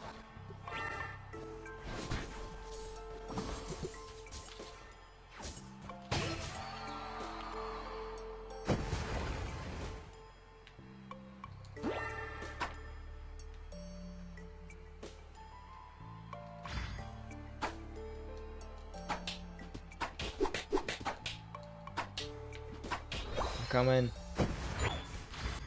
Yo, what is happening here? Sorry, dude. I was farming. I was being a good boy, doing my homework.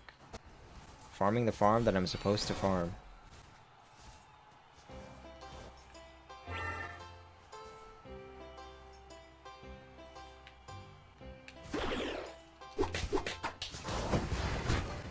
Darn, I thought I could stun them. That would have been actually really good if I'd stun them there, because they just burned. Did not roll the way I wanted to roll. They had just burned there.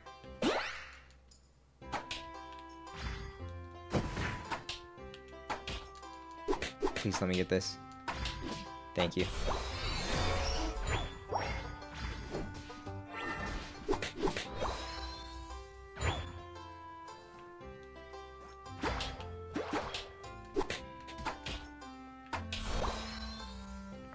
Awesome, awesome. Cinderace headed back into the jungle. I'm gonna let them get a little deeper into that jungle.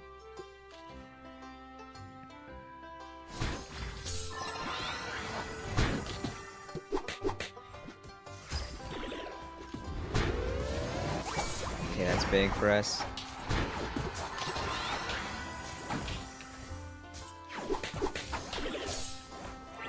Getting that score off for me helped me get some more EXP, so now we aren't so far behind.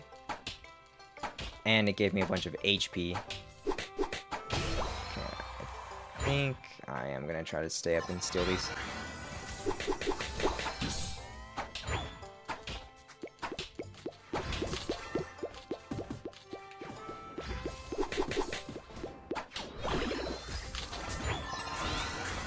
Oh no! I had heal. The wind move that they picked to blow me away leaves a little AoE damage on the floor, and I couldn't walk out of it fast enough, but I had heal. I could have just casted heal. Wow, I didn't know that you can use heal while you're already on full health. But now I do know.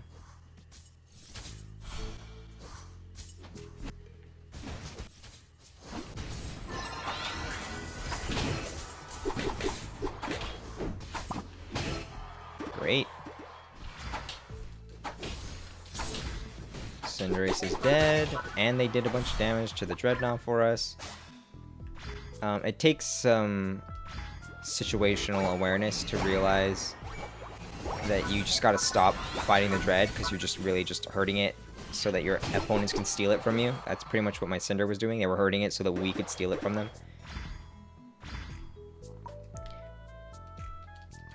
I'm gonna ping the buffs. Alright, this Absol doesn't wanna...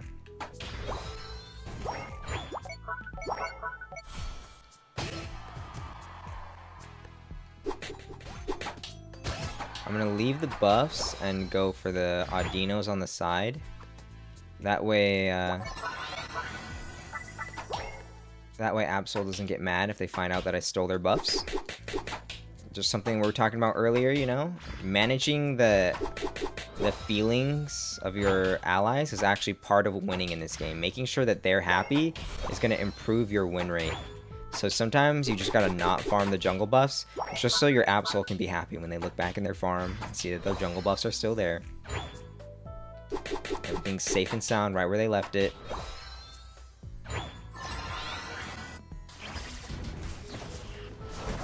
Oh no, Absol's dead, but see, now they're about to farm the jungle.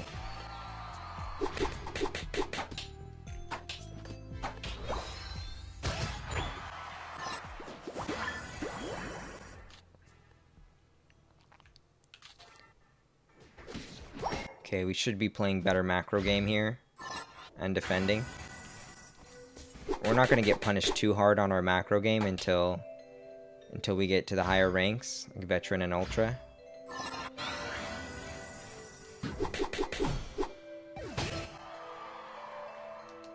So technically you don't really need to have great macro game in order to win. Oh no. In order to win at this rank. So I don't need to focus it too much on this episode. But don't worry, in future episodes you're going to be seeing some macro gaming. Macro game just refers to like the things that you choose to do rather than like the micro game is like making sure that I like don't miss this double slap, or like micro game would be like making sure that I line up these Audinos to like double slap them both. That's a micro game decision. I'm just kind of changing up the way that I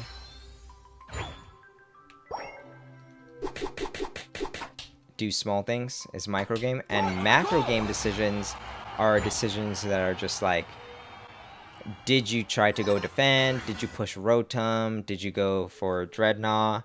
Did you save your Unite move, or did you use it in this fight? Those are decisions that are like not really super mechanical or hard to do. You just have to be smart to know what to do.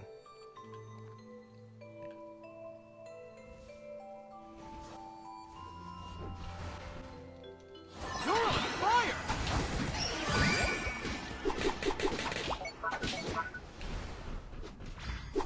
No, didn't get lucky. That's okay. We got pretty lucky already in some past matches, so I'm not going to complain too much.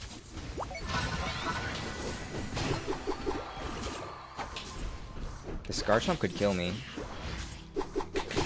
Garchomp could have committed and killed me at least while going down. They didn't know. Most people consider Greedent an all-rounder just because of its DPS. Yeah, I agree. Greedent is one of those Pokemon that's just actually an all-rounder.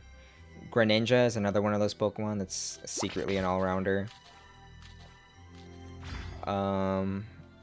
Even Crustle feels like a damage dealer sometimes, feels like an attacker sometimes, but they definitely fit well with the defender tag.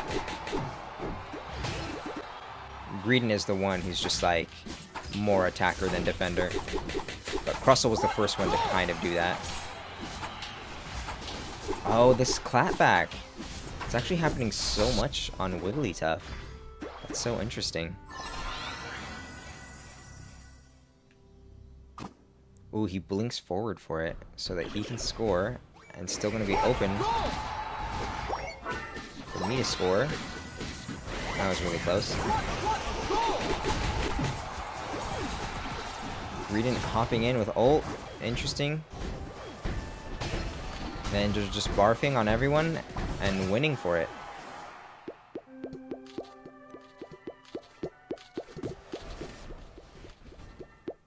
Alright, wasn't expecting too much out of this Covet Belch here. It's actually pretty hard to control Covet and Belch. So once I saw Greedent coveting into that Garchomp with Belch, I wasn't really so sure that they'd be doing much. It's just a hard thing to control.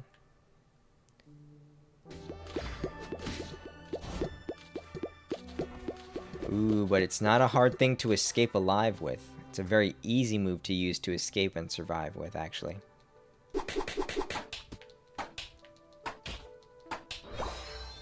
Oh, here comes Cinder.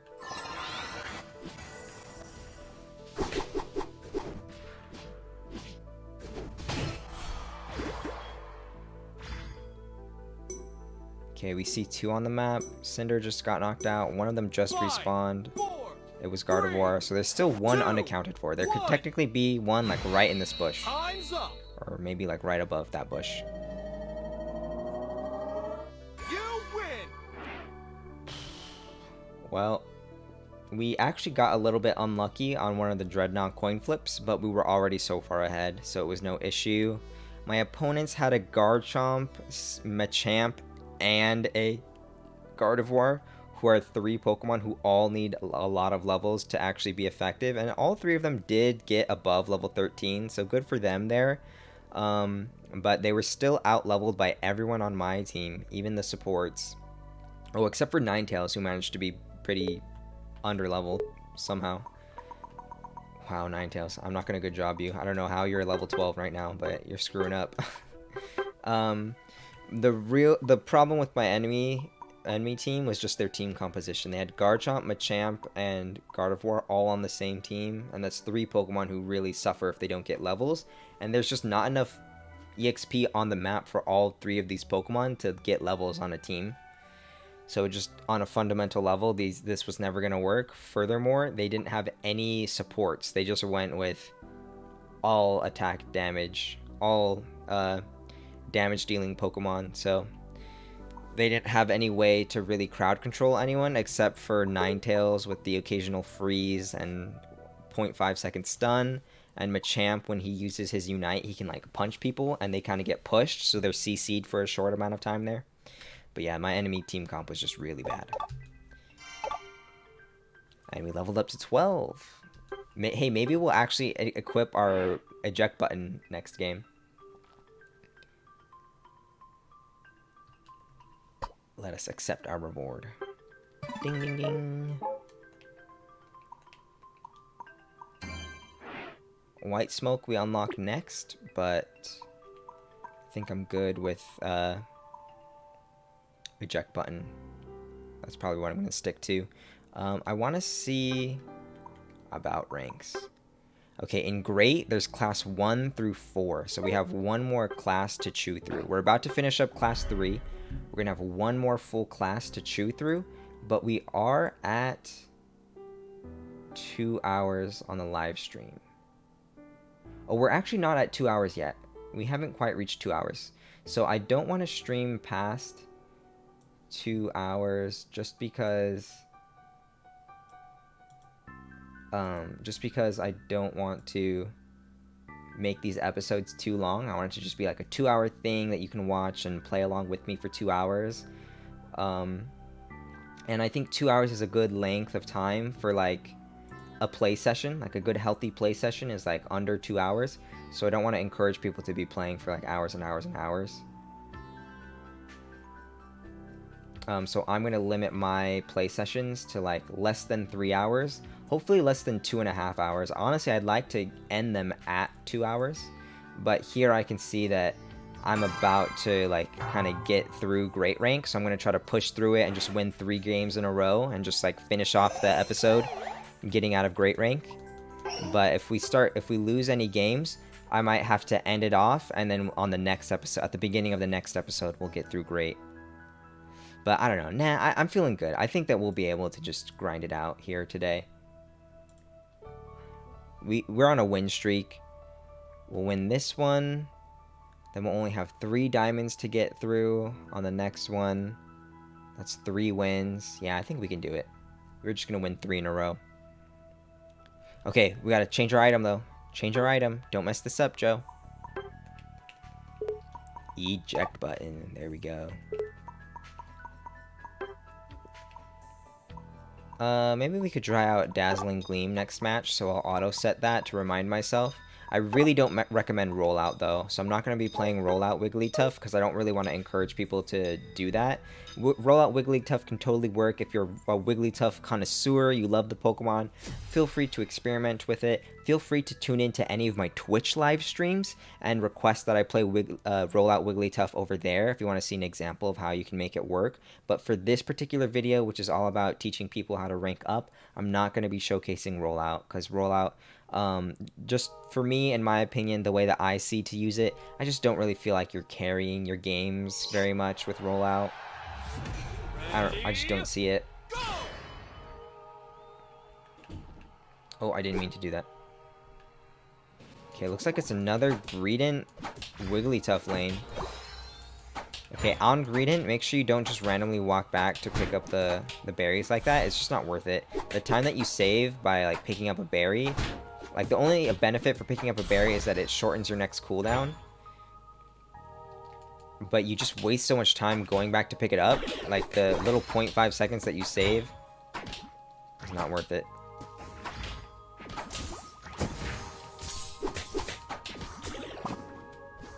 Dang! I almost won the 2v1. Okay, too aggressive there. They nerfed Wigglytuff's damage in the most recent nerf to Wigglytuff, so I should have been more careful about that. I was thinking, oh, I've done this a million times. You always can just kill a Greninja in the early game. But I forgot that, or I just wasn't taking into consideration how much the damage got weakened on this Pokemon.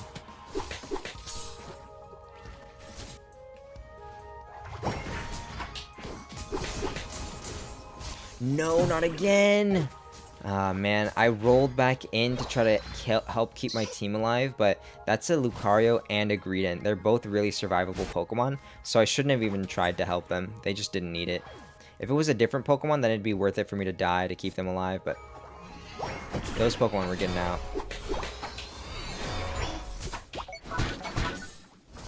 Okay, luckily the Ninetales feeds, and we're just back in the game just like that. Yep, we're already higher level than the Ninetales, same level as the Greninja. My Greedent is leveled up too. I'm about to go score. Wait, what? How come Greninja just didn't fall asleep there? What the heck? Greninja dashed forward into my sleep range. And I was like, okay, I'm just going to keep rushing forward because they're going to fall asleep here. And they just didn't. They were just like, I'm not tired. I hear your song, bro, but I'm not tired. I'ma stay up. Okay, that was unexpected. That was an unexpected stay awake by the Greninja. Okay, I only have 5 points here, so I can do this. They just wasted their double team, so they don't really have an escape right now.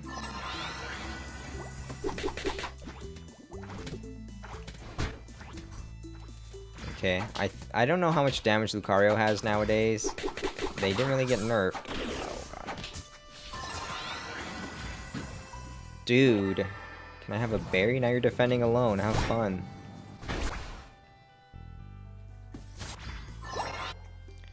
Freaking Greedent actually living up to the name.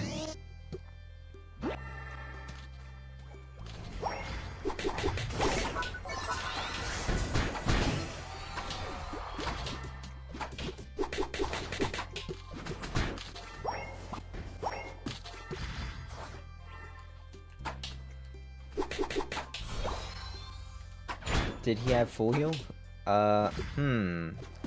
Greninja have full heal? I don't know. Dude, this freaking Greedent.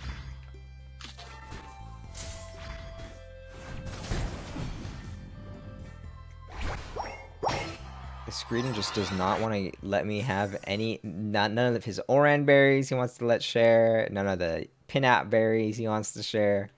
They all belong to Greedent.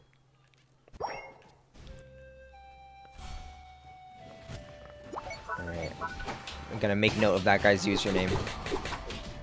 Because I think I've been laning with Greedents the past couple games in a row. I'm gonna watch out for that guy though. Just gotta memorize his username. If I'm in lane with him, I gotta remember that he is not going to share any of the resources. Literally a Greedent IRL.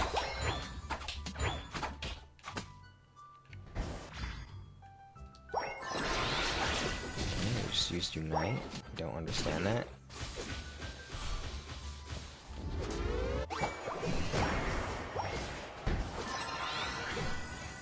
Bye.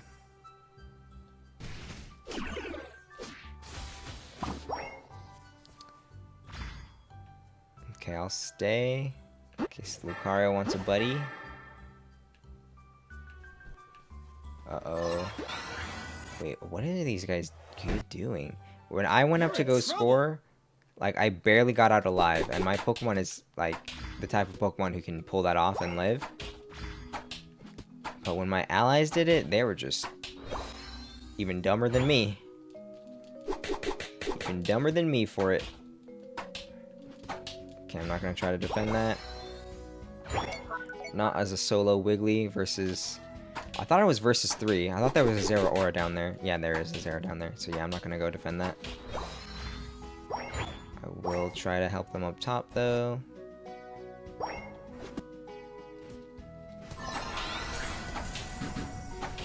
forgot to go Dazzling Gleam.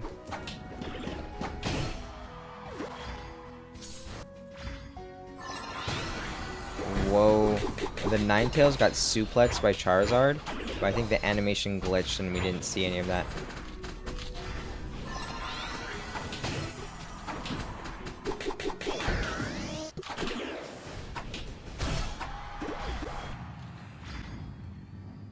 I wonder if we want Dreadnought or Rotom at this point. I'm gonna ping the Rotom.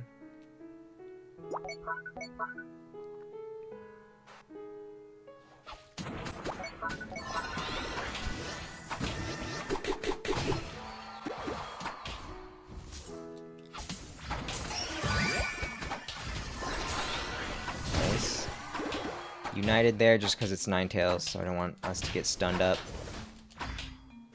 Hello, Lucario? You want to kill this thing? What is your problem, broski?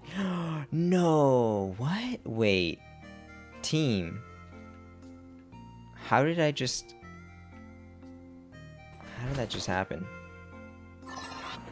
Don't give up. I guess the enemies really weren't on that Dreadnought, so they must have been on the Rotom. It's just unfortunate. Okay, we can afford to let this go through.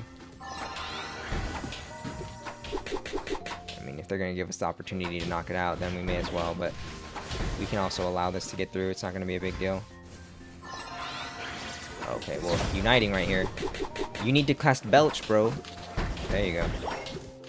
My Greedent doesn't know what his Unite does. My Greedent actually doesn't know. He's actually not spamming Belch. That's so cute. My Greedent actually has no idea what his Unite does.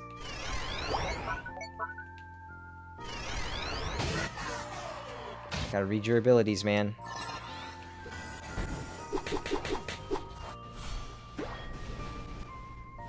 Okay, Charizard is alive? That's really huge. The final stretch. You're in trouble.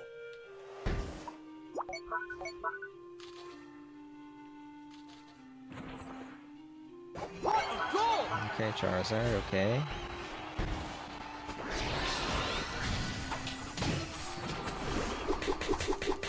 I'm gonna try to... Okay. Gonna knock this out, because it's gonna give me my Unite move.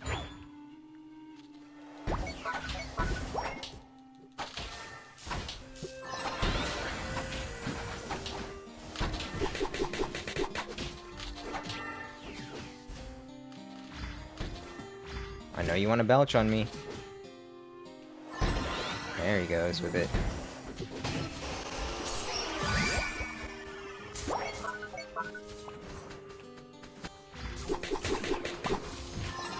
No! We gotta kill that Zapdos. Yo, this is Charizard! What the heck?! How is this what you're doing right now? Charizard! Broski, I need you to wake up. That's incredible. Charizard, how is that what you chose to do? How? Oh gosh. Okay. Got some clueless folks on my team this game. Doesn't count. Just kidding, they all count. But this one definitely got unlucky. Got a Greedent who didn't know what his ult did, and a Charizard I don't think Charizard ever had Zapdos on his screen. Charizard might not even know that Zapdos spawns at 2 minutes. It's possible that they have never seen a Zapdos spawn before. So honestly, I can't hold that against them. They probably just don't even know that Zapdos is in the game. Having fun with Sylveon? Yep, Sylveon is really good. That's a Pokemon that I would be playing if I wanted to just carry myself. But support is more of a challenge, so that's what we're doing. Okay, hopefully we're gonna lose a diamond for that. Ugh. We get our sportsmanship award at least. That's such a heartbreaker. We were on such a win streak. And we lose it to a Greedent that doesn't know what his Unite does, and a Charizard who doesn't know that Zapdos is in the game. So unfortunate. But we probably got a bunch of free wins off of opponents who did the same exact thing. So a little bit of give and take there. Got Blissey recently. Blissey's pretty good. I'll probably be showcasing that Pokemon on this challenge eventually. I have to save up for Mr. Mime and Blissey though, so Mr. Mime I'll probably buy last because I think they're the hardest to play. Oh, I get a bot match. Okay, they're feeding me a free win. They're like, "Oh, snap. That Charizard was useless. Let's just give you a free bot win." It's not really what I want, but hey, this is the truth for you guys to see. The moment you lose a game, just watch out. The next match you're going to get is probably just a free win, a free bot match. It's kind of stupid, to be perfectly honest with you. I don't understand why the developers of this game don't want you to play real games. They just want to put you in these fake games where they try to sell you skins. They're putting the $40 Lucario skin on your team to try to make you jealous or something. I don't understand why they would do this. I do understand why they would do this. They do this to try to trick players into thinking that they're playing well by allowing them to get free wins against bots. But once you learn that the bots are in the game and you realize like, oh, I'm playing a bot match, it just gets really stupid. It's just like, how can I enjoy this game knowing that I'm not even actually playing the game right now? This like, I'm about to waste 9 minutes and 45 seconds of my life right now. I mean, I guess any time you spend in a game is wasted, so technically not that different from what would have been happening, but for the next 9 minutes and 30 seconds, I'm not going to get to play the game that I want to play. I'm going to play this weird, like, bot game where nothing makes sense and nothing matters. The points aren't real and nothing matters.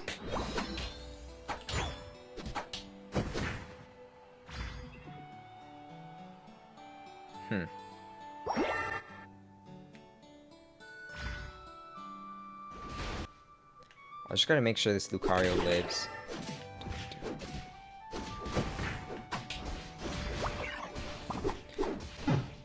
I was getting pushed around too much. All my moves were missing all my targets. That's super sad. Also, people run Calm Mind, Mystical Fire, Sylveon, which scares me. I think every single one of Sylveon's movesets is good. I've done in-depth tops on Sylveon already. But I really think that all of Sylveon's movesets have different use cases. Yeah, this is really stupid. Like, the enemy, Mr. Mime, should have been able to steal all of those bees from me. This is not real practice. Like, I'm able to just brainlessly just, like, hold forward. I don't care if I die. None of this matters. It's a bot match. Yeah, it's just really silly of them to do this. I mean, it might not even be silly, is the sad part. That's the truly sad part, is that even as bad as this makes my experience personally, probably most people never even realize that the bot matches are a thing. And they're probably just like, you know, happy to just be getting free wins. So the sad part is that this isn't even that bad for them. It's just ruining the experience if you're actually smart and understand what's happening and the fact that these bot matches don't matter. But if you don't know what's happening, if you don't understand that you're in a bot match, then it's probably all good for you.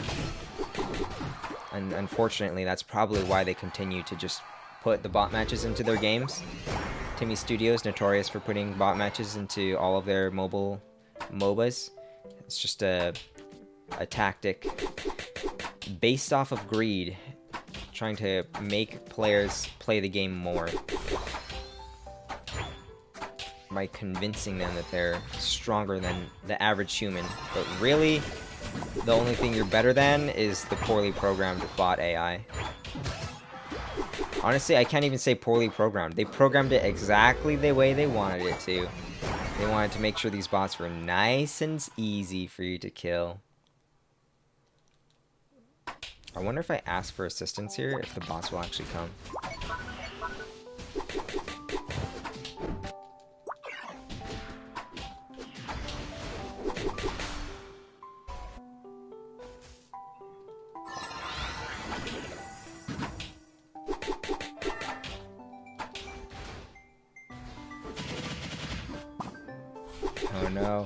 We'll still get them though. You shouldn't play like this, but I know it's a bot game, so this one just doesn't matter. Not really gonna get punished.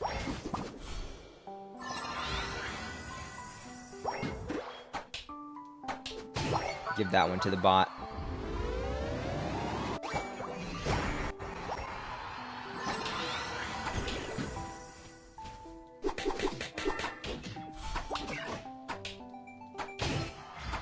Yo, what's up, Frankie? I'm an Eldegoss main, so I love that you're doing this. Hey, nice. Respect to a fellow support player. I'm not a support main. When I was ranking up, my main role was just whatever the team needed, and nobody likes playing supports, so I was pretty much playing support almost every game. Nowadays, I play more defender, so even if my team doesn't have a support, I'll usually just play a defender instead, just because at least I can enjoy myself more. I get to play the role that I like more, defender. But I have a lot of experience on support. Honestly, I just got kind of sick and tired of playing support after like months of being essentially forced to play support because my allies just never wanted to pick it. But honestly, coming back to support during this challenge has been pretty fun. So Frankie, if you aren't already familiar with all the details of this challenge that I'm doing, I'm playing only supports and solo queue only and trying to get to masters. This account is free to play, and furthermore, I'm even restricting myself on how many item upgrades I'm doing. So for example, in the great rank here, normally I would recommend that all players get at least a buddy barrier and maybe one other item up to level 10. But if you are, I put them all to sleep still. If you are in like a weird position where like you accidentally wasted all of your enhancer tokens on like something dumb that you aren't going to use, like maybe leftovers, if you just already wasted all your enhancers on leftovers and you have no way to level up your items, I am restricting myself on upgrades, so I'm using all level 1 items here. I'm basically going one step below what I recommend that other people try. Gosh, I shouldn't have even tried to defend there. Honestly, got Mr. Mime to ult and Lucario to ult, and I think that was a Venusaur ult. So 3 ults just got used on me there. That's pretty awesome. What a thing to witness.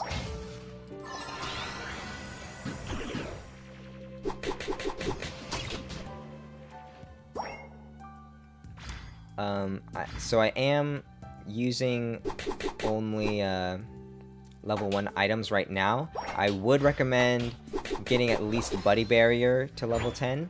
And if you're playing Eldegoss, then probably try to get the Muscle Band to level 10 as well. If you're playing Wiggly, then I would say get the Focus Band to level 10. But again, I'm leaving everything at level 1 just to kind of show you that if you made a mistake and have no enhancer tokens, it's going to be okay.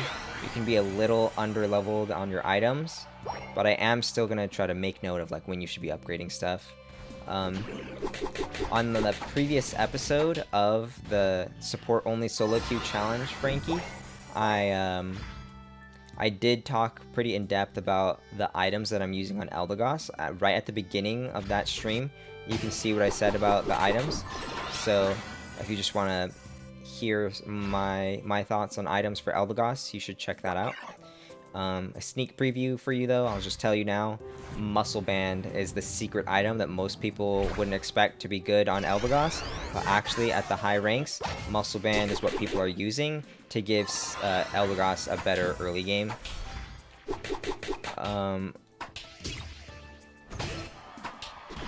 You don't have to go Muscle Band, you could go for Wise Glasses to make your heals better too. You could go for Shell Bell to make your self-sustain and your heals a little bit better. If you didn't know, getting special attack stat actually increases the power of the heals on the current healers in the game. Maybe someday there will be a healer who scales off of like HP or something weird. But right now, all heals scale off of... Oh, I should have united sooner to save them. Yeah, I actually screwed up. I wasted my Unite.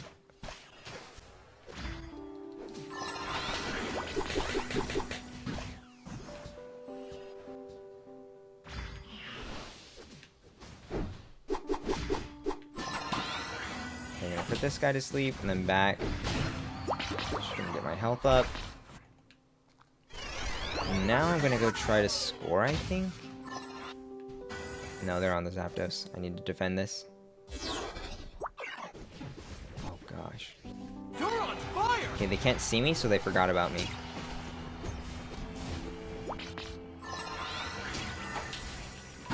I'm asleep. Okay, I almost got controller snapback to cause me to completely whiff my double slap. But we're actually fine. That's close combat. Okay, I flashed there because I wasn't sure if I was going to live.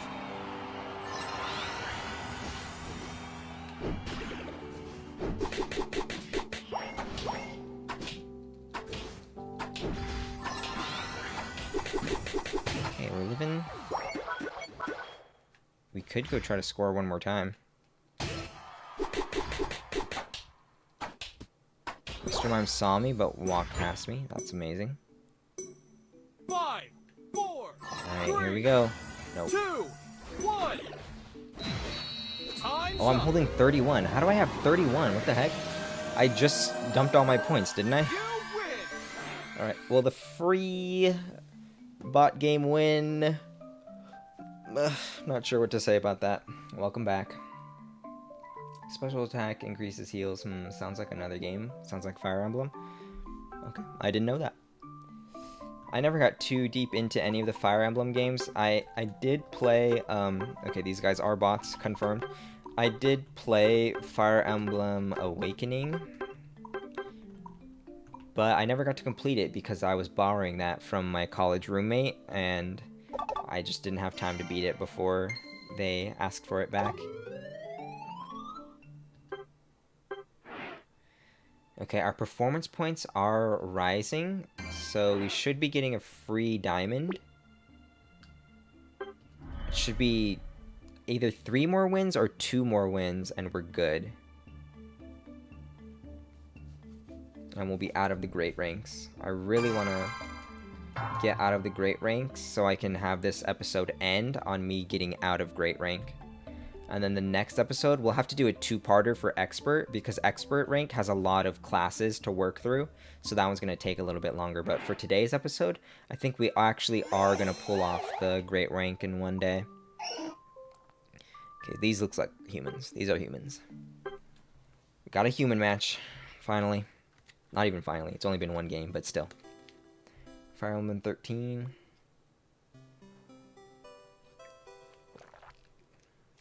A lunatic run? What does that mean? What is a lunatic run?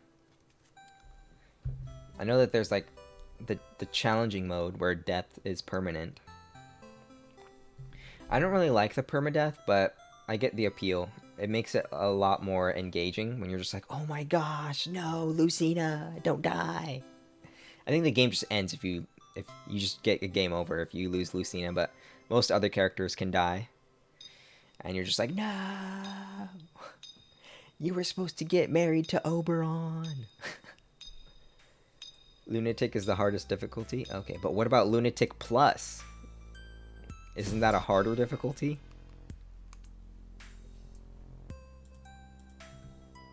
Wow, I didn't know about this song on the Stardew soundtrack. We're running out of time on this soundtrack, but it's okay. We have Celeste to listen to if we run out of music on this soundtrack.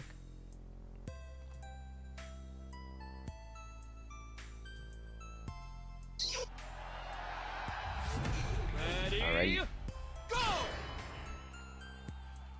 I want to go bot. Apparently neither does anyone else. Guys, you got a jungle.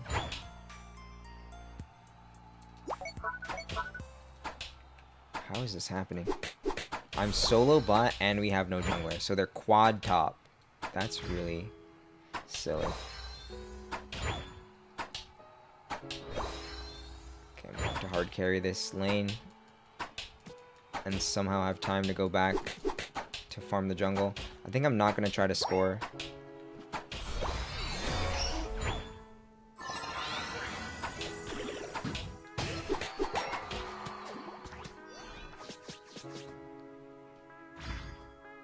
if it's better for me to try to defend against these dudes or to try to farm my jungle. I'm gonna let them swift it, and then I stand between them and it, and now they can't use their baby doll eyes on it to kill it.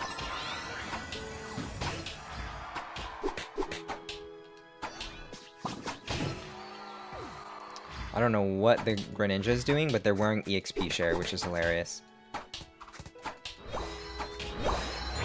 Full pockets, so we're gonna just go do this. Walking a little bit further onto the goal, just because the bee is following me, and I don't want it to auto-attack me and mess up. I should have gone Dazzling Gleam there, but that's okay. I'm more comfortable with Double Slap anyway.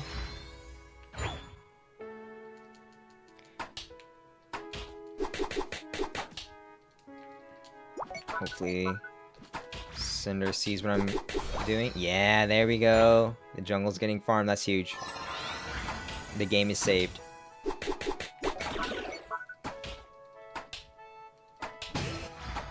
Alright, we're gonna win this. Wait, how... Zera, what is your problem? Wait, get the bottom one, guys. There's more than just that one. Amazing. I don't know what I'm witnessing. Is this like a beginner game? Did I get put into a beginner game?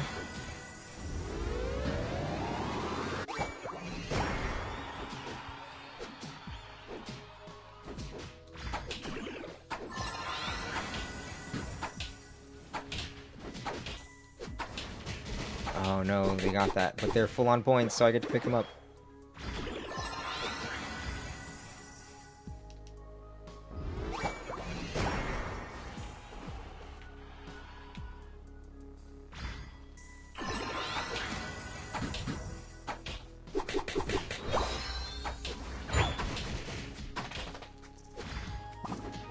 Oh my gosh, I should have not died to that Lucario. I need to carry this game.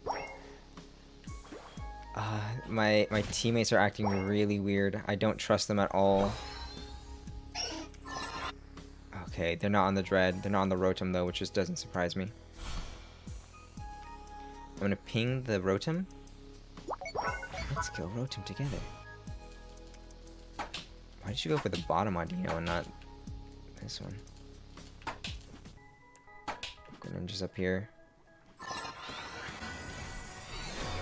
Oh no, he actually evolved into Greninja. That's not good. It's gonna be hard for me to carry against a Greninja. What do I even do here?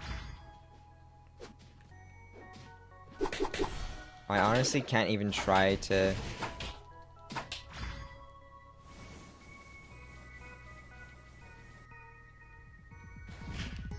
I can't even try to kill the Dreadnought because Lucario is able to steal it.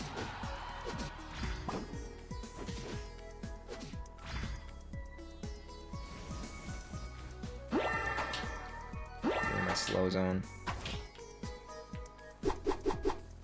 They're gonna stay and farm that stuff there, I think. No, they didn't. They're actually smart.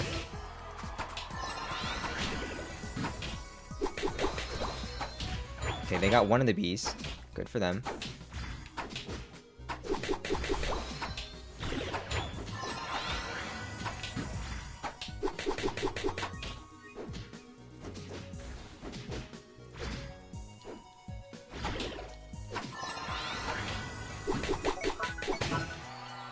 Okay, Dreadnought's still up.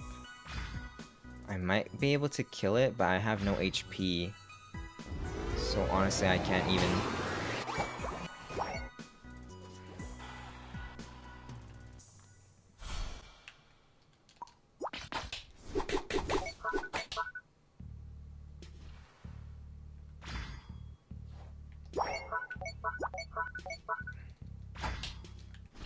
Oh, here comes Lucario. There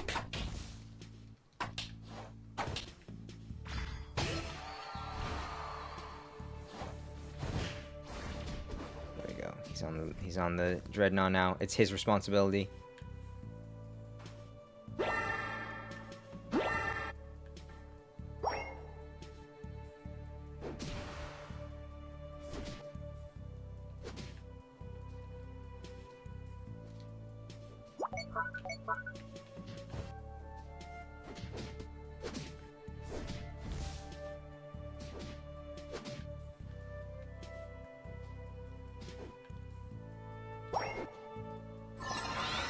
No, the Greedent came and killed it faster with him.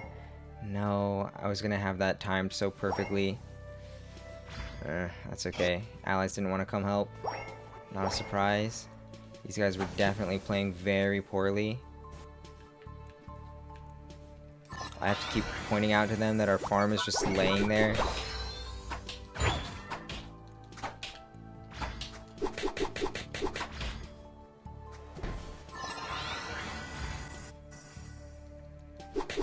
Oh no, we lost another Rotom. Okay. I don't know if it's enough for me to farm. I'm not gonna carry even if I farm here. Well, I'm gonna have to just try my best. Farm as much as I can.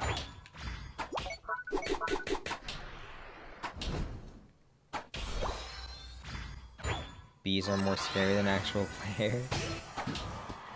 Not that bad. They do a lot of damage. They are scary.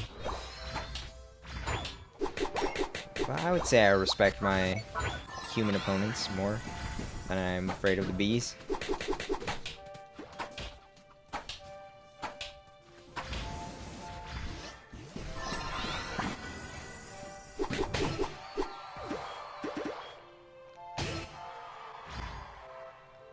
Okay, I need to stop killing people because it's going to make my respawn timer really long.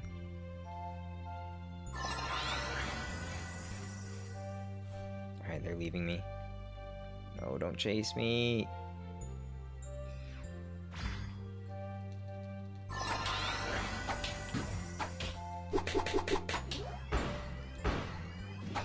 Uh-oh. Here comes Lucario. The final stretch. I really want to score double points. Oh, Lucario wants... Oh, Lucario has no double points to score. Okay. Okay, Gardevoir is on the Zapdos. All we gotta do is meet her there. What a goal!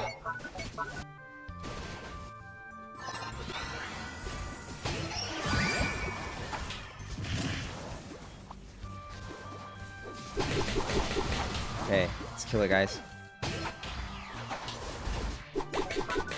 Don't die to the Zapdos, please. Okay, Greninja's completely out of this. This is a free Zapdos. I'm just gonna go down and score because I don't trust any of my teammates to not screw that up. You can do it! Cinder! I left it for you. Okay, okay, okay. What a goal! I trust Wigglytuff to survive after scoring more than I trust Cinderace to survive after scoring. See what I mean? Cinderace chose to just run in and die anyway, but my goal was to allow Cinderace to just score on that goal back there, and then they just wouldn't have to die. But they were like, no, I have to die. That's how you play the game. You have to die. It's actually not how you play the game. You don't have to die. But my Cinder chose to run in and die. That's okay. I did everything in my power to disincentivize them. I gave them no reason to run in and die, but they found a reason deep down in their soul. 5, 4, 3, They're like, no, 2, this Wiggly's 1. wrong. I need to run up onto this point and feed. You win! Greedent got KO'd? I didn't see that. Greedent doesn't have a death animation, so that's impossible. It must have been a glitch, Sable. Must have been a glitch. Okay, we'll give a good job to... None of these goofballs, actually. Give a good job to enemy Lucario. Enemy Greedent, too. No one on my team had... I think that between the 4 allies that I had... Come on, give me the free diamond. Yes, the free diamond. Okay, we need 1, 2... Oh, and 1 more free diamond. Let's go, baby. Okay, 2 more wins, and then we're out of here. We're at a great rank. No more of these clowns. Those 4 allies that I just had on my team, that might have been one of the worst sets of allies I had. They did end up killing the Zapdos at the end of the game, so actually I'll give that to them. That was probably the most valuable play that they could have made. But up until that point, all 4 of them were utterly useless. Couldn't secure a Rotom, didn't come to help me fight Dreadnought, didn't farm anything. Absolutely worthless players. That's okay if you're clueless and you don't know what's going on. I'm not saying that if you play like that, then you're a worthless person, but you are pretty worthless to your team. You gotta be honest with yourself. Just consider what you're actually doing. How does that help the team? What was my team doing? They were just constantly fighting, constantly standing in front of opponents, constantly trying to score, but never farming, never killing objectives. That's really bad. Those are really bad. That's a really bad look. You really want to fix that stuff up if that's what you're doing in your games. Again, it's okay if you're a little bit clueless, especially when I'm down here in the great ranks. I'm just Mr. Salty Boy because I'm like, I got a lot on the line here, okay? I'm trying to win these 2 games and get out of great rank, and if you mess me up, then I'm gonna tell on you. I'm gonna flame you on my stream. Okay, so I'll admit, I'm just a salty boy. It's okay for me to be salty, and it's okay for you to be bad. That's why we're all here playing ranked, so that we can get good. You gotta start off being bad and doing whack stuff like not farming, so that you can learn that you should farm, and that you should go for objectives. Everyone has to be bad at the start.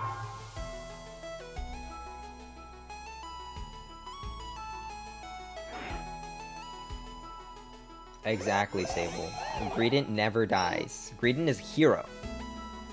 And if you've played Overwatch, then you know that heroes never die.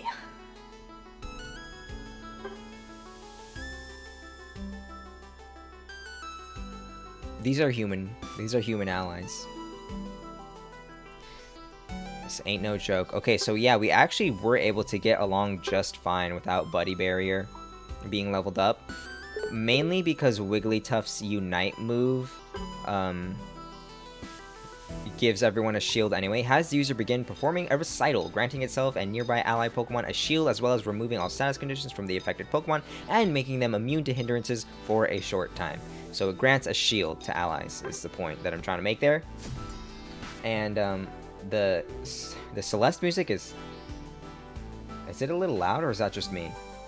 Let me check the levels. No, it's actually just me. The Celeste music is perfectly fine. It's a little bit loud.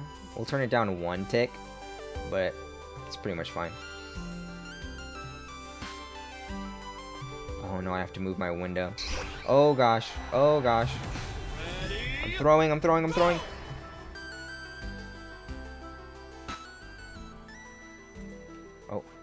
nope. I'm staying there.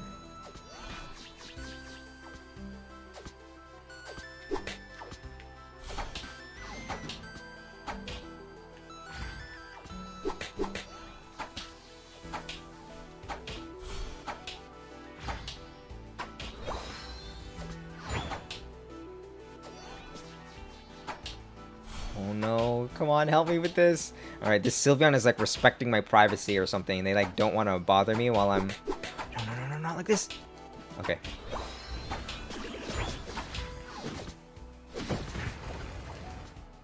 It's a Garchomp, so I'm not afraid of doing this.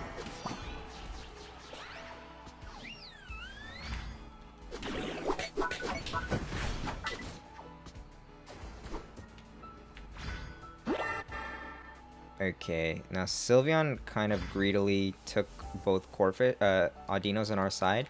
Maybe not greedy. Actually, not even that greedy. It would have been nice if they helped me kill the top Greedent, but that's fine. Now we're level 4 for these bees. That's the point. That's what matters. Wait, where the heck? Shoot. Okay, got ganked in the bottom lane. Should have been more aware of that. I was just trying to kill the Corphish so I could hit level 4 before the bees spawn. But it doesn't matter if I'm level 4, because level 4 helps me to support my ally. So it doesn't matter if I'm level 4 and my ally is just feeding and dead. So I should have kept that in mind and just tried to prevent my ally from feeding there.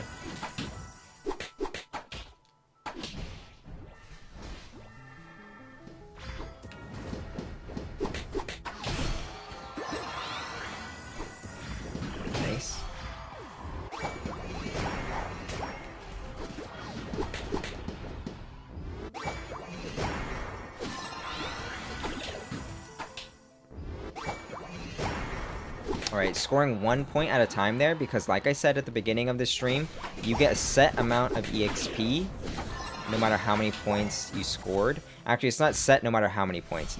It's a set amount that can go up if you score more than 5, but if you score below 5 points, it just gives you a set amount that's equal to the amount of EXP that you would have gotten if you scored 5. Now, if you score 6 or more, you can score up to 50, then you will get a big EXP chunk there.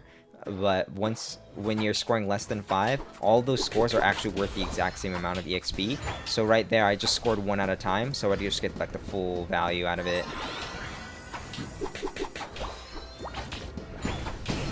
Oh, I could have flashed. I could have flashed faster. Celeste music is amazing anyways. You think I should have just kept it blasting?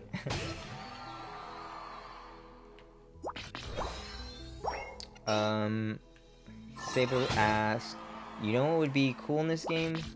Regenerator stalling Toxapex? I guess as long as it doesn't come with a ton of movement speed. Right now, Greedent is really making the game kind of frustrating to play because he can stall out really well and he has a ton of mobility. At least if it's just Regenerator stall, then you aren't, in theory, depending on how they choose to translate Toxapex into this game, they're probably not going to be a super mobile Pokemon. Okay, we got both objectives. That's great. Keep up the pressure. And go into their jungle.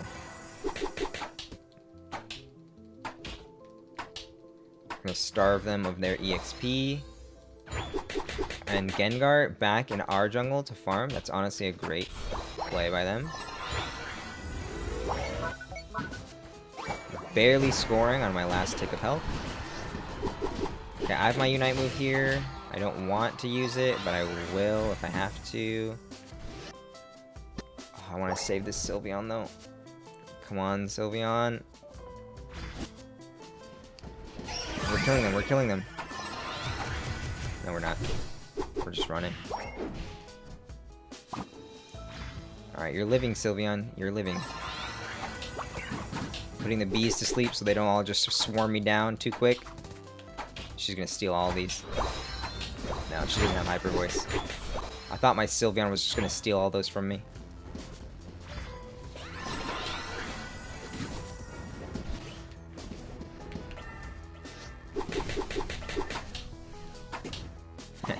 Got a bunch of free damage there.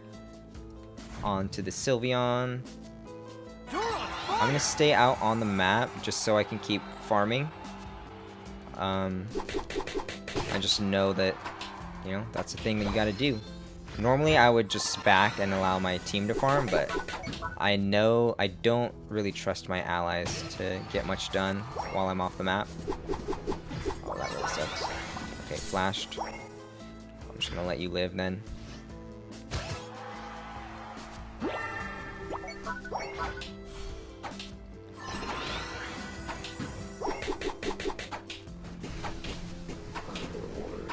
I should have stood like barely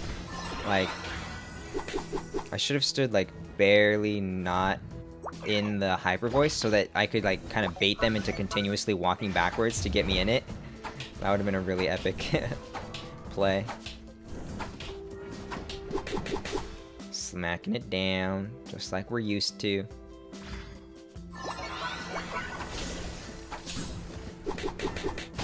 Nice. Oh, they got the Rotom. Okay. We're gonna go score. And then I'm gonna help defend the Rotom. Oh, I might be able to help Sylveon kill this here. Points on the floor? Yep, there we go. Oh, nice. The Rotom touched down and our top goal is still up. That's great. Whoa, Greedent just ulted me for that. He's like, oh heck no, you stole my Corphish? I'ma ult you for that.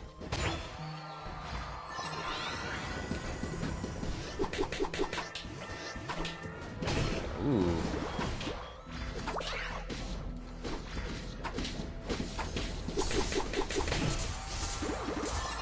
Oh, I tried to use my Unite. They refunded it though. Okay, at least they refunded my Unite. I got a full refund.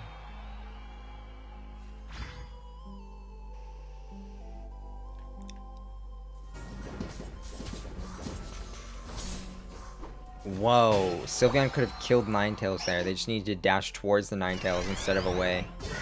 If they dash onto the Ninetales with the Mystical Fire, the Ninetales just instantly blows up. Okay, there's going to be no time for this Dreadnought to die.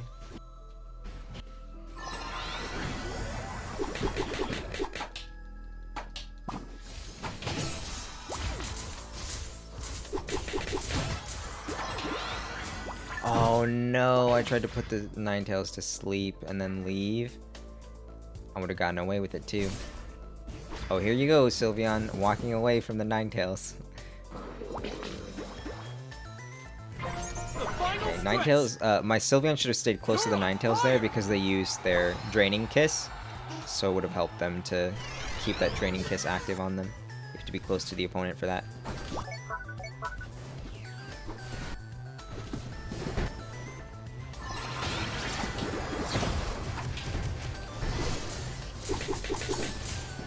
Oh, I'm spamming Unite! Okay, Greedent Belch is just too OP though. And that's probably a W. Probably, but not guaranteed technically. Okay, 2 overcaps coming out. Ooh, 2 massive overcaps coming out. Yeah. Even if they broke all of our rings and got all the way to our base goal, it still wouldn't even be a W for them, guaranteed.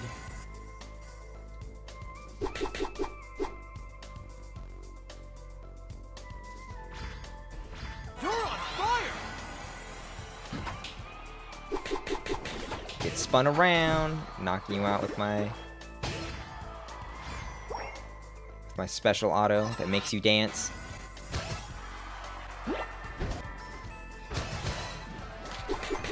Nice, uniting the Greedent for it.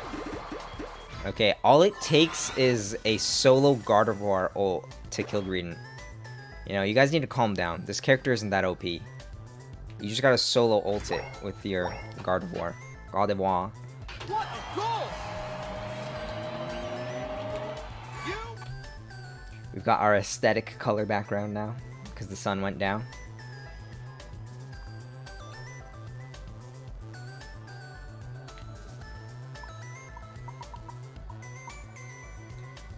We'll give out the good jobs to everybody this time.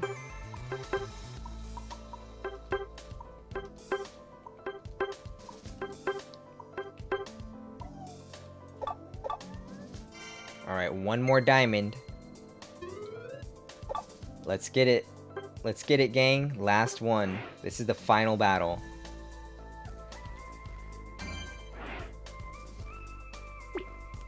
Okay. So what was allowing me to rank up in these ranks?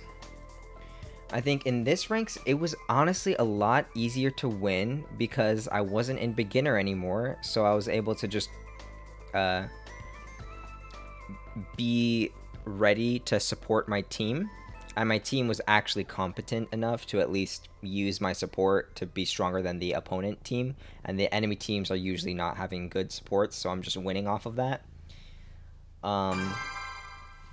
So basically the way that I'm supporting and enabling my team is just being aware of when I need to defend a goal ring. If we're defending a goal ring together, then I'm on it with my team so we can defend it together. If my allies are not trying to help me defend something, then I'm being aware of like, okay, if it's 3 versus 1 on a goal ring, I'm not going to try to defend that. But if I just see people spread out on the map, then if I'm in the lead, that's when I would prefer to... You saw one game today where I chose to just sit on my point at the bottom lane just to defend it. That was because I knew I was in the lead and I just didn't want any random Lucarios to dash up to it and steal it. Being at Dreadnought when it spawns helps a lot because once your team does show up to help you fight the Dreadnought, you can just support them real well. If your allies never show up to the Dreadnought, that's when things get a little bit awkward, but... you saw a bunch of games today and even more games on the first episode where nobody shows up to the Dreadnought. So you can see kind of how I handled that. It was basically just to kind of camp around the Dreadnought, make sure no one starts it, make sure no one caps my bottom goal. And then there was one time today where I basically used the enemy Lucario to bait them into killing the Dreadnought. And then once it was almost dead, I came in and tried to steal it, but the Greedent came by and helped secure it. The enemy Greedent came by, so they ruined my hopes and dreams there. But that's basically how it's working, is like, I'm being aware of when I need to play with the team to defend or when I want to play with the team to capture an objective. I'm not really playing with the team when they're doing these aggressive plays because I just don't trust my team to make these aggressive plays very well. Now, in the previous game, I was actually playing really aggressively on the bottom lane with my Sylveon. That was because we were pretty far ahead, and I actually did have faith in the Sylveon. They were actually doing damage. They made a few mistakes when they, like, could have... when they could have killed, you know, Ninetales, but they didn't. They used their Mystical Fire to dash away from Ninetales instead of into them. But that's a small thing. They were probably just afraid. Oh, I didn't mean to steal that.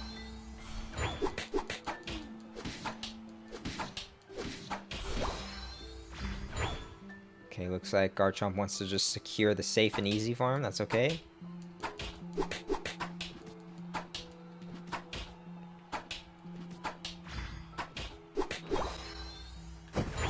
They're not down here. That's really weird. Oh, here they come.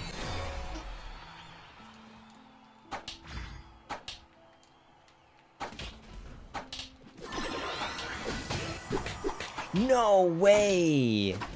I hate that.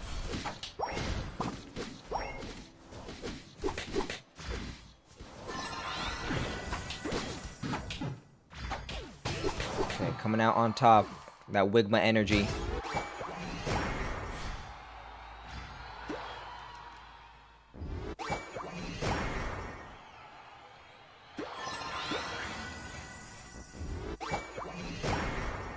Hello. Garchomp, buddy. You realize there are bees here in the middle of the lane, right? Here he comes.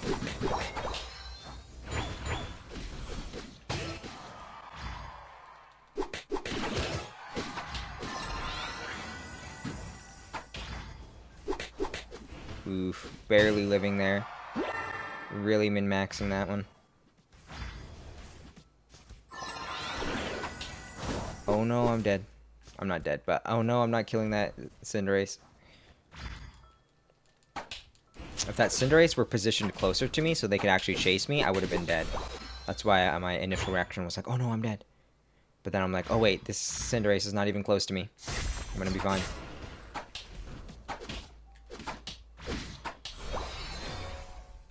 Come to the bush, Cinder. Come to the bush. There you are. Super baited. I know that I have high damage and a lot of CC, and the most important ingredient of why that worked is because Cinder is so squishy, so I knew that Cinderace wouldn't just be able to tank the damage that we're about to dish and kill me, so I knew that all I had to do was tank the damage they were going to try to do to me and kill them.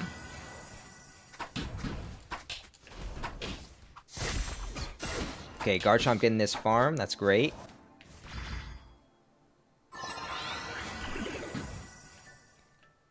Okay, I would like to enable my Garchomp to score, but...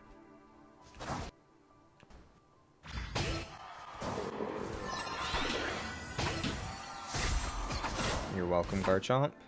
And this is why I wanted to try to lane with the Garchomp that other time, because I knew that I would be able to kind of protect them.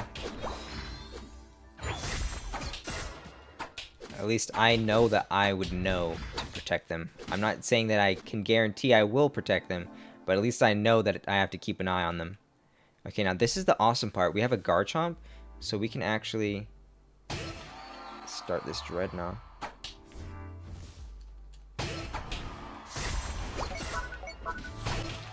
Wow. Zeraora ran in on like 0 health and did that. Awesome. Look how fast Garchomp just shreds through that, even though he's not even evolved. Go ahead, Garchomp. There's 1 point on it. Oh, okay. Big brain. Oh, I thought you were big brain. I don't know what happened there. I was like, oh, he's going to kill this little creep before it disappears. Right. Ping our jungle buffs. Okay, I'm just going to go back for them. No one's going to come back for them. These guys don't want to stop fighting. There's tons to do. Plenty of feeding to be done. And my team doesn't want to be late for that, as you can see. Okay, so like I said, I'm not really going to try to help. I prefer not to help my opponents, my allies when they're doing these aggressive plays at the lower ranks. Because I just really don't trust them to make it worth the time. I would rather just collect farm that they're missing. Because collecting farm is a guaranteed way of getting stronger and getting ahead. And diving onto the enemy goal is a not guaranteed way of getting ahead. So I'd rather just take the guarantee. You're on fire!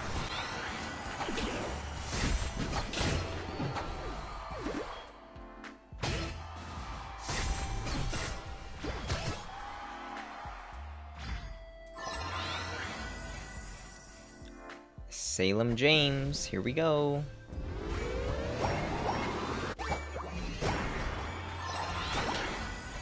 Ooh, nice stun.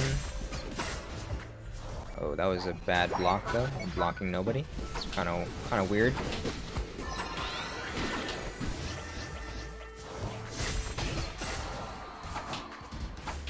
I united because I didn't want to die.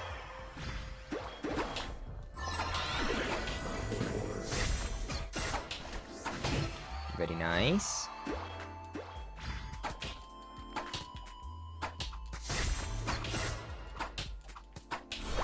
We lost the Rotom, but I'm down here for this Dread. I think I'm doing the right thing.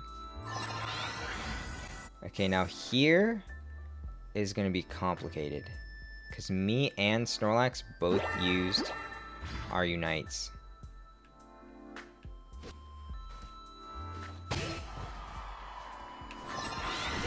Oh, he united for it. Okay, well, ooh, they blew actually 2 Unites on that.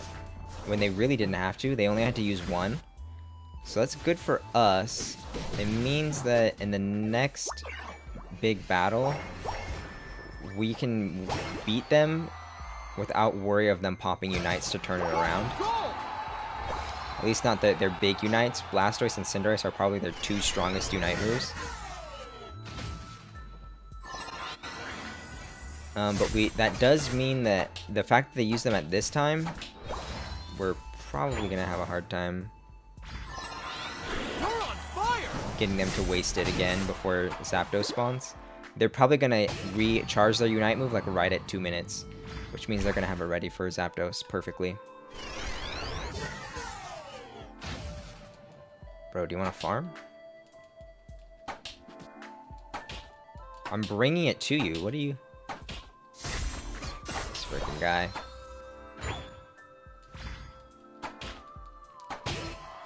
I like how Greedent just took Blastoise's DPS after the big overhaul. I know, right? Blastoise had that glitch that they patched out. And then they were like, you know what? Greedent's going to have this damage, though. And they were going to give him healing.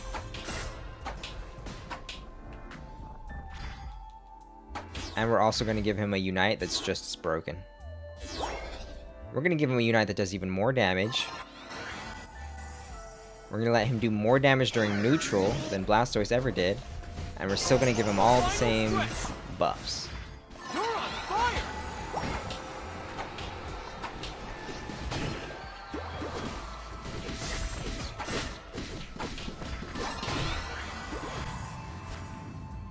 Back here, I don't think Cinder can shred it before I get back in, especially not with my team all over the area.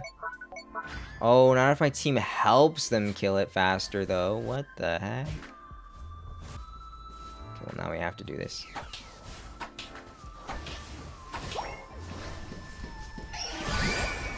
I actually did not mean to ult there, but okay. I should have flashed out of the pit and onto the Cinderace to put them to sleep, but I just didn't have faith that my Sylveon would continue to finish killing the... I didn't have faith in my Sylveon to finish killing the Zapdos if I flashed out. I'm like, if I flash out, the Sylveon is going to think that, oh, I gotta stop killing the Zapdos because my ally isn't helping me kill it. In reality, me flashing out is the perfect opportunity for them to finish killing it because it means that the Cinderace is going to have a Wigglytuff bothering them. Look at these 3 points. It's perfect bait. 3 points, and we need 3 points to break this base. Someone's gonna fall for this for sure. What a goal!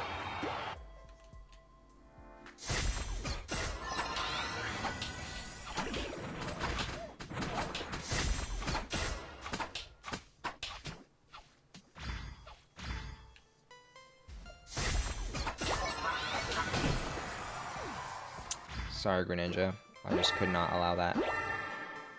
Had to troll you in the bush. Sorry. Alright, is this the one? Is this our win to get out of Great Rank? 4, 3, 2, 1. My hands are off the controller. Time's up. I think that this is it. I think that this is the game.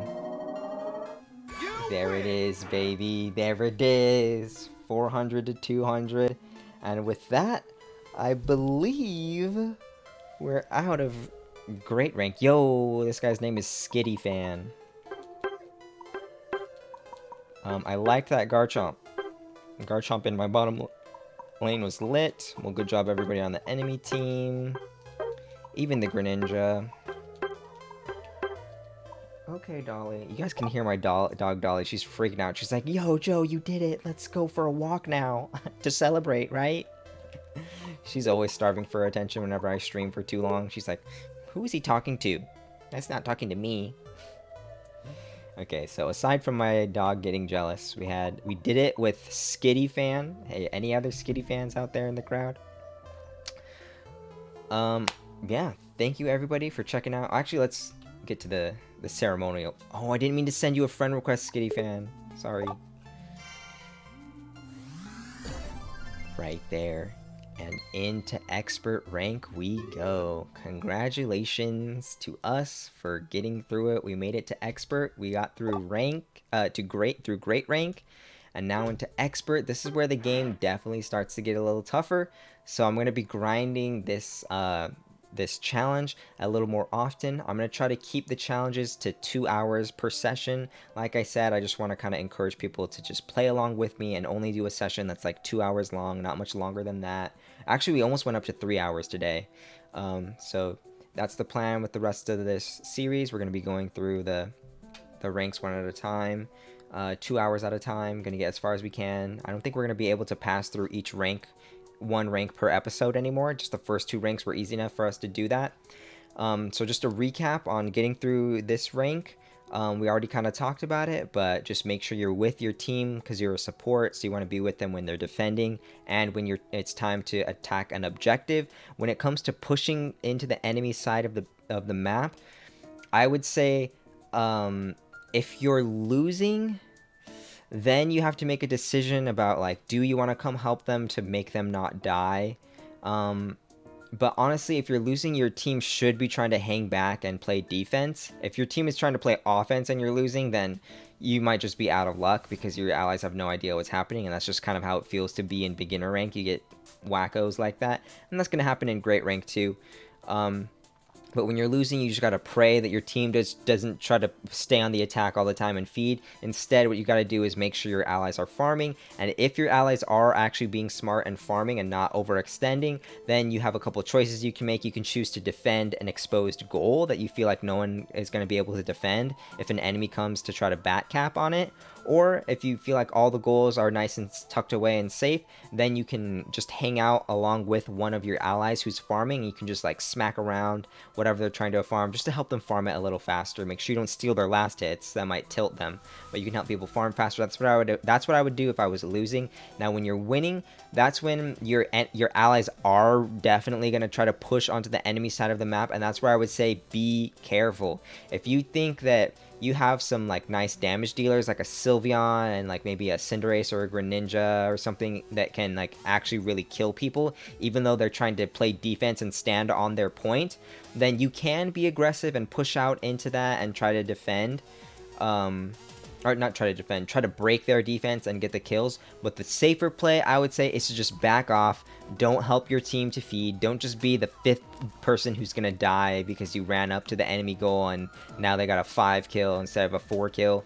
You want to try to just not participate in the feeding. If you're winning and your allies are overextending, then that means they're probably leaving a bunch of farm on your side of the map. So you can farm that up, or you can just try to play some defense. If your allies are playing that offense, then that means they aren't really going to have time to back cap on you, so you should take advantage of that and try to take any like side Audinos, the catch up EXP in the behind the top and bottom lanes, or above and below the top and bottom lanes.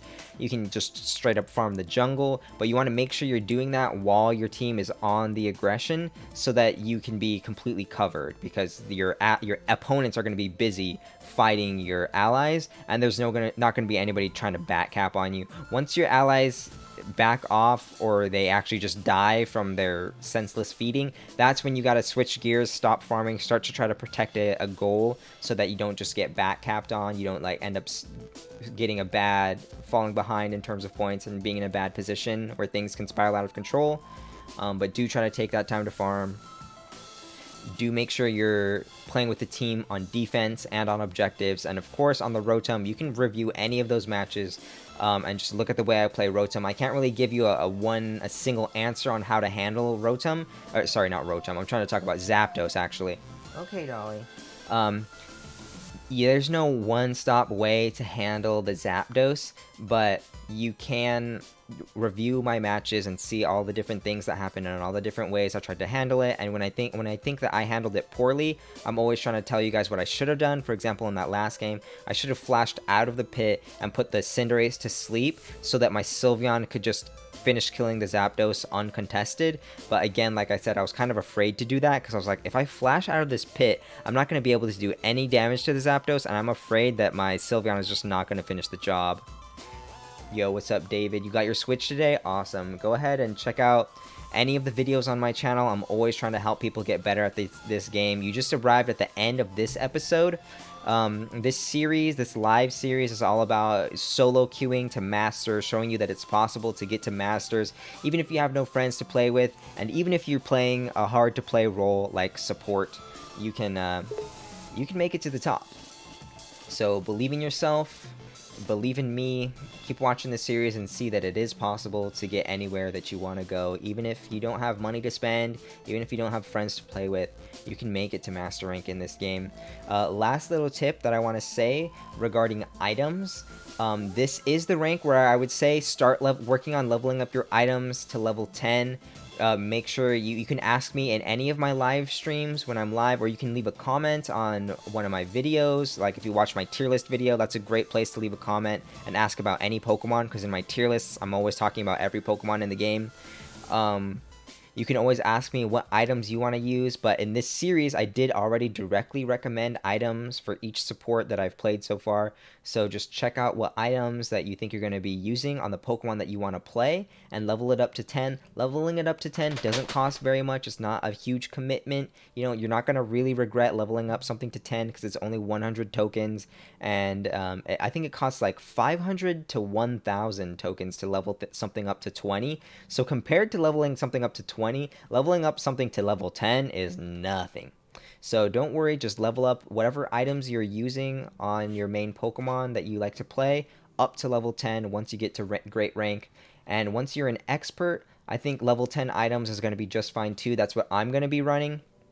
But you'll see once I do the expert rank episode, I'm probably going to recommend that if you're struggling in expert rank, that's when to start trying to level things up to 20. But if you feel like you're not really tripping in expert rank, you don't mind losing a little bit, then you don't have to level up your items to 20. You can leave everything on level 10, and the benefit of leaving things low level at level 10 means that you haven't already invested your coins, so you can save it. They might come out with a new item that's really OP that you want to have your tokens ready for, or you might just switch roles.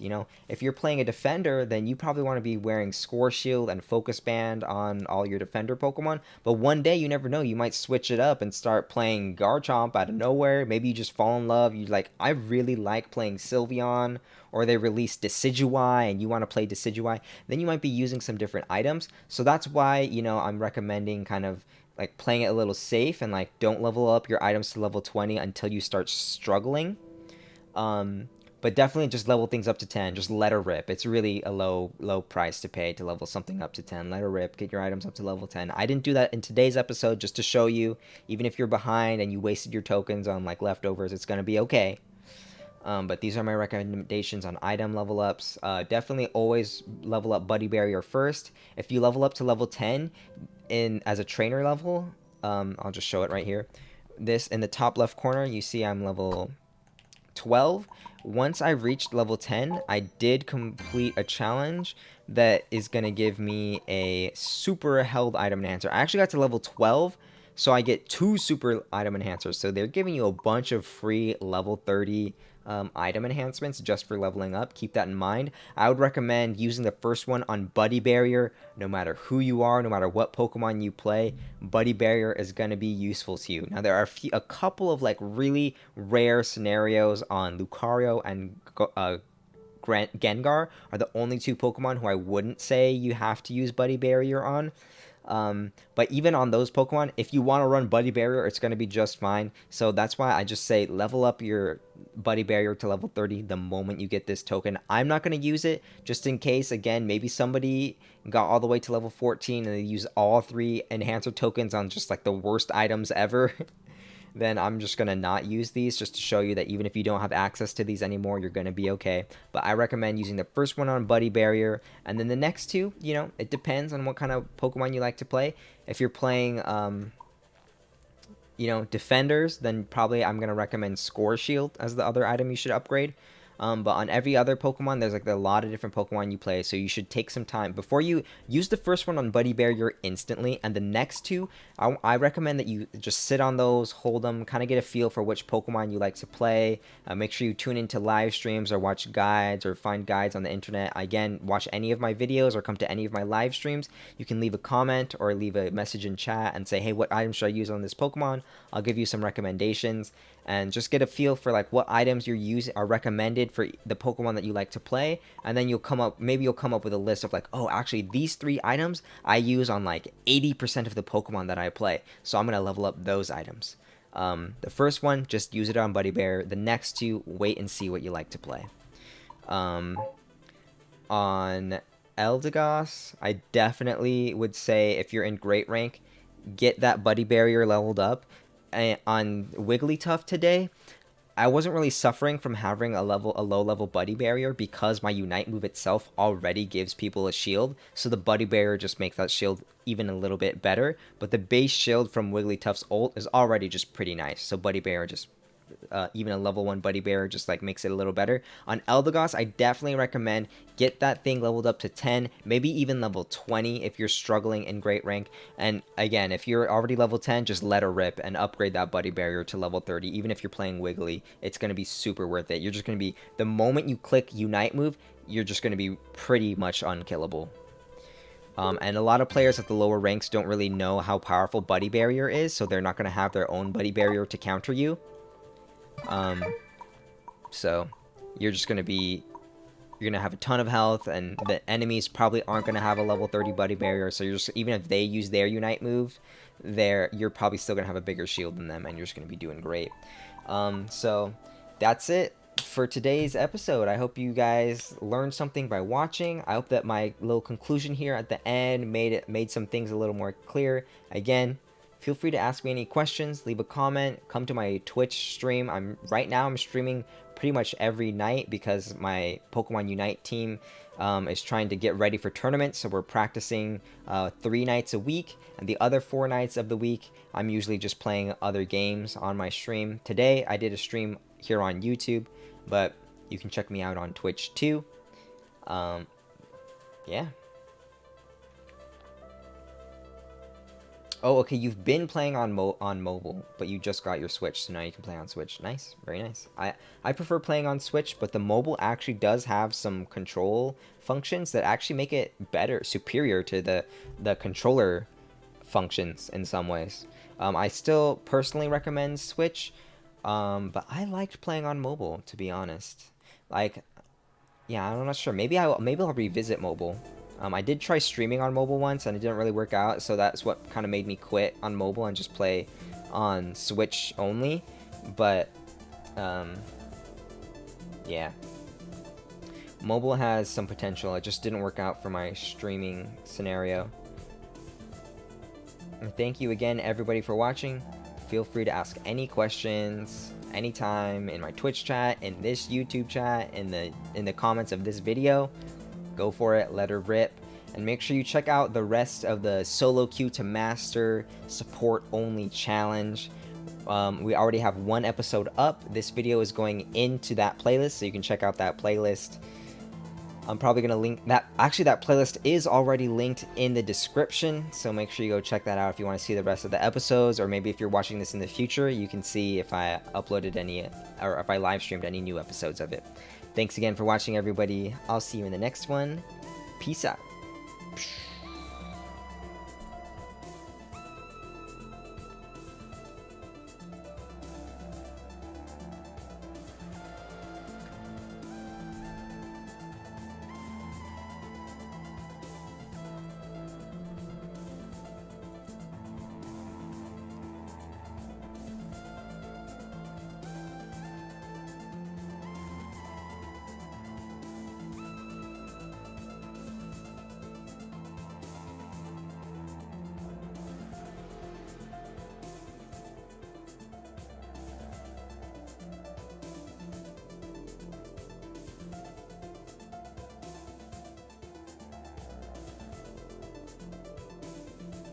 Alrighty, everybody, that's the end of the show. Thanks for watching, and I'll see you in the next one. Bye-bye!